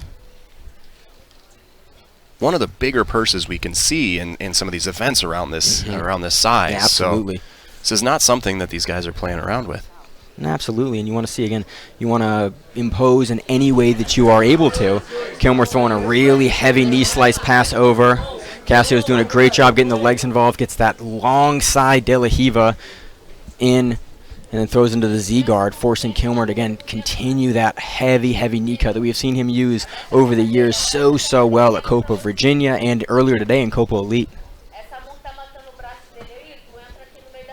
Kilmer tends to take a really, really heavy, long side leg, really making it hard for anyone to get that posting leg out there. And it puts a lot of weight into that bottom leg, Cassio's bottom leg there, and makes it hard for him to do things like you're seeing him try to shift his weight up and start to mount some kind of offense. Sam's weight heavy into that leg prevents that from happening. Sam's doing a nice job also keeping some distance so that Cassio's arms are sort of out of play, where Sam can keep his hands in the hips and into Cassio's ribs, but Cassio's hands are not in play as much. Cassio's shooting a really brief triangle, and Kilmer does a great job of stepping out of it again. Playing from the outside. Kilmer real light on his feet, although he is relatively square right now. He's immediately going to go back into that heavy knee slice pass. He is trying to pick the knee of Cassio up in order to square the hips a little bit to make getting through that leg a little easier, but Cassio is hip to it and having a nice fight with that outside hand. Moving back to the center of the mat, reposition. Yeah, that's a good idea, I think. Again, you want to give these guys as much space to work in this finals match, and so resetting them in the center during passing positions like this when you know they're going to sit here probably for a minute and establish what they want is a really good idea. Very, very nice call by the ref there. Just smart mat management by these very experienced refs that we have. Yeah, really experienced refs today on the mat, and it's been great to see, consistent, good refereeing all throughout Copa Elite. Cassio working in for that underhook, trying to get Kilmer a little bit closer to him. If Cassio can start to load up Kilmer's weight towards his chest a little bit more, he can start to mount some offense here. But Kilmer's doing a nice job keeping his weight in that bottom leg, keeping his back straight and his chest up. Yeah, Kilmer's positional control has always been very, very good. Again, he's a guy that has really, really good hooks, and he can leverage that so well. Again, Cassio coming up underneath, looking for a De La Hiva entry, trying to square up Kilmer's hips. Kilmer fighting through to try to cross-side knee slice pass through it. We've seen Kilmer do this a couple times where he'll try to work from that headquarters position and switch back and forth between the sides to get the pass. Cassio was aware of it this time, though. It didn't work out as it has for Kilmer in his previous two matches. Smart jiu-jitsu from both of them. Kilmer does a nice job of diving the underhook again, and they reset. I'm guessing Kilmer's going to try to throw that knee slice pass. Again, Kilmer consistently is a guy that we see really stick to a game plan throughout the entirety of his matches at Copa Virginia and into Copa Elite. Like, he really likes that front side knee slice pass, and he will keep throwing it at you until it works. And he's good at it, and it does work eventually. He can wear people down with it, and he can create holes by changing back and forth on sides of that. Yeah, he does it in a way that's attritive, especially in longer tournaments like this, when guys are a little tired, driving through in the knee, you force them with their, with your hip muscles to hold that leg up and hold it into a guard, and you can just lean on it. And Kilmer does such a good job with that post to the outside leg, leaning into your hips and making you tired and forcing you to be a little slower on the reaction for that inside leg coming in. And again, out of these two guys, Cassio's had more mat time tonight than Sam has. Yeah, it doesn't seem like it's a factor right now. Cassio seems very comfortable, pummeling into the De La Hiva, dealing with Kilmer's front side, knee slice pass, potentially going to look to invert on the legs. Cassio has a really nice stiff arm that Kilmer has to address because he's starting to get turned over. We're going to see Cassio sitting up for the tech up sweep. Sam sprawling out, and we're on the edge of the mat. Sam's hip is on the edge. We'll see how they reset. That's a tough call there. Yeah, I think you're going to have to reset him on the feet. Or potentially with Cassio on the bottom. We're going to award an advantage to Cassio. I think that's a reasonable advantage. I think that's reasonable. And a good reset. Absolutely. Yeah, you just, you can't reset that position. So stepping back on the feet, Cassio pulls with the grip. Kilmer tries to pull away, but Cassio is able to pull there with the contact. Just under halfway through the match, just over halfway through the match here. 450 left to go. Kilmer again throwing that heavy cross-side knee cut. Cassio tracking the hips very well here. Sam being a little more dynamic on top now. Yeah, again, you have 4.5 minutes to work. There's a lot of money on the line. You're down both a penalty and an advantage. Like, you are now the guy that has to open up a little bit more. And again, both guys are starting to get, I think, a feel for each other. They know what each other is offering in the position, and both are willing to open up their game a little bit here to get something going. Reset to the center of the mat. Yeah. Kilmer holds a grip that he seems to want there. Which is smart gameplay on Kilmer's side. Yeah. You know, you gotta draw attention to the grips that you have when you have them. Make sure the refs see it. Yeah, when stop doesn't mean let go of position. Stop means stop. Let the referee see what you are, and then decide if he's going to reset you and where they're going to reset you. But you know, good gamemanship from Kilmer, showing that he had the knee grip that he wanted, down, and getting reset in that position. Cassio was playing a little more open than we've seen him play in the past. Kilmer looking to do some step over and stomp passing there. Cassio collecting the foot under his butt and then setting his weight forward in a way that off-balance Kilmer. Yeah, we're starting to see Cassio open up a little bit from the bottom. I think he definitely looks and wants the legs here. He knows that Kilmer is really going to play a heavy forward pressuring game. And for someone like that has such good pace and such good base and such good knees and such good pressure into you, you know, going for the legs is a much more viable option because it's going to be hard to put that person down and to control them. And I think he saw that when he tacked up, and then in this position, every time he sort of tries to transverse Kilmer's hips, Kilmer's able to reset, and able to start throwing his passing offense off of that. And so Cassio's gonna change his game plan up a little bit here and start to look and invert for the legs a little bit. We have a referee looking at the watch. I'm not sure if he's going to make an activity call, but both guys are definitely still working here. Yeah, absolutely. There's some important grip exchanges that are going on every second of this position. Yeah, the guys are making little out movements with their hands, and what they're looking... Oh, here we go. Cassio again is going to invert. Sam coming high for the pass attempt there, sort of a leapfrog attempt. Yeah, I think Sam's going to start throwing from outside now. Like, he knows that he's probably going to have difficulty throwing from inside the guard. Cassio has a really good hook, really good knee positioning in the front. So I think we're going to start to see Sam, with 2.5 minutes left in this match, start to really throw that knee cut. And we know historically Sam has the cardio to turn it up heavy towards the end of these matches. He's a guy that tends to end any match that ever has gone to decision or gone to points, you know, just foot on the gas, driving through. Cassio is doing a great job here from the bottom. You know, preventing that pass. He is up with that advantage on the takedown attempt. Consistently, every time Sam goes to drive in his head, Cassio has that hand right in the middle of the forehead, and that really stops a lot of the forward pressure that Kilmer can do in those breaks that we see Kilmer have historically been so successful with. That head control from Cassio on the bottom is really getting frustrating to Sam. You can see he's got that back collar grip and switching back and forth. Sam trying to switch sides back and forth on this headquarters passing. He's so excellent at. Yeah, 1.5 minutes left to work. You know, he's only got my advantage. That's a very small margin. And so driving that knee to either side repeatedly, he's looking for some sort of opening to really, if he even gets exposure of the back for Cassio, it's still a very close match, probably only decided by that penalty. Yep. Sam, nice work outstepping the foot there. Many avenues for Sam to win this match. With 1 minute left, it's a very small margin to win by here. Some nice hand pummeling. I'm curious if we're going to see Sam drop for a leg with 59 seconds left. At this point, it seems like that might be a good idea, although he's creeping through on this pass. Cassio trying to sit up into it. Yeah, Sam's beat the knee line here, and if Cassio can't grip on anything, potentially Sam has an avenue for passing.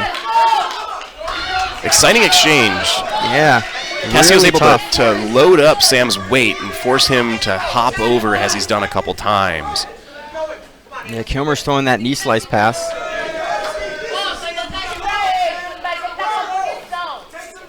We're going to give an advantage to Kilmer.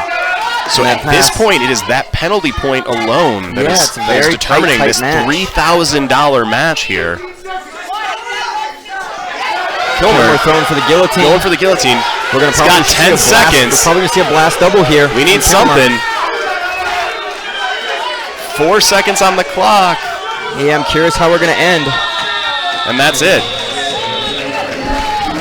Cassio Costa takes the 8-man professional jiu-jitsu tournament here at Copa Elite. 1 penalty point is the deciding factor in this match. Although the judges are talking,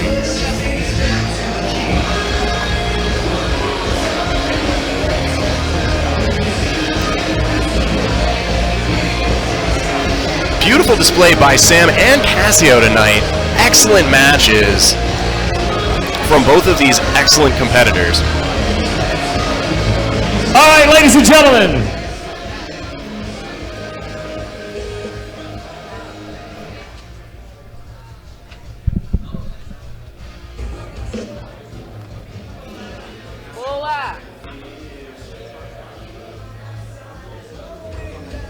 Your winner, Cassio Costa!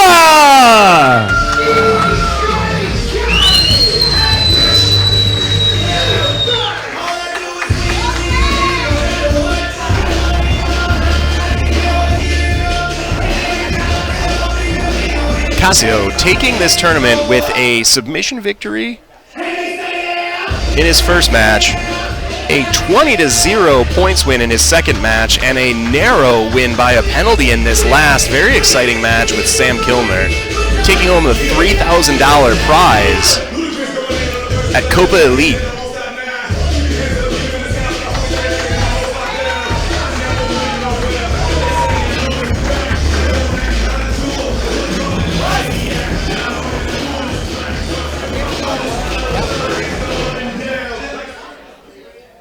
How you doing? Here with Cassio Costa. Cassio taking the first inaugural Copa Elite Absolute title. How are you feeling right now?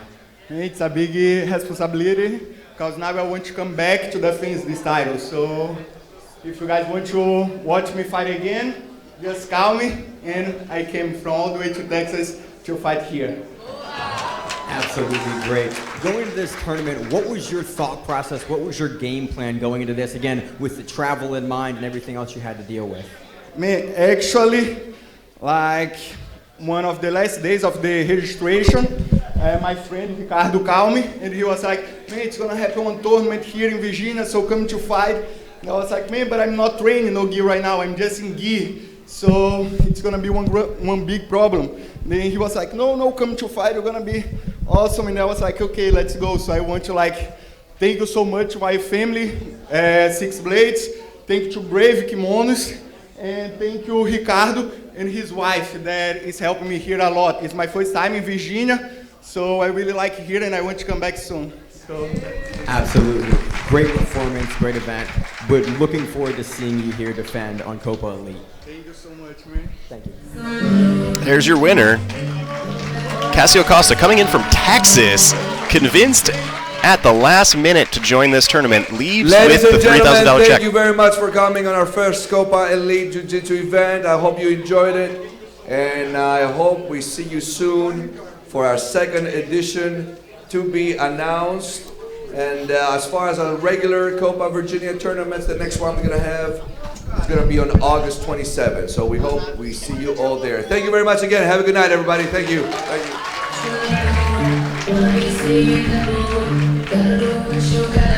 And that wraps up Copa Elite 2022. Thank you again, ladies and gentlemen, on behalf of the Salisbury Center here in Manassas, Virginia. You guys be careful getting home. Thanks to Maine and Zach upstairs in the booth. You guys did a great job. My name's Kevin Shaver. We'll see you guys at the next one. Good night, everybody. Thanks, Scott. Absolutely great event this evening here at Copa Elite. Cannot wait for the next one. If you are in the area and are looking to compete in Jiu-Jitsu, Copa Virginia runs an absolutely phenomenal tournament that we do commentary on as well. You can come out and check us out. You want to hear more of us? We do the Grappling Rewind podcast.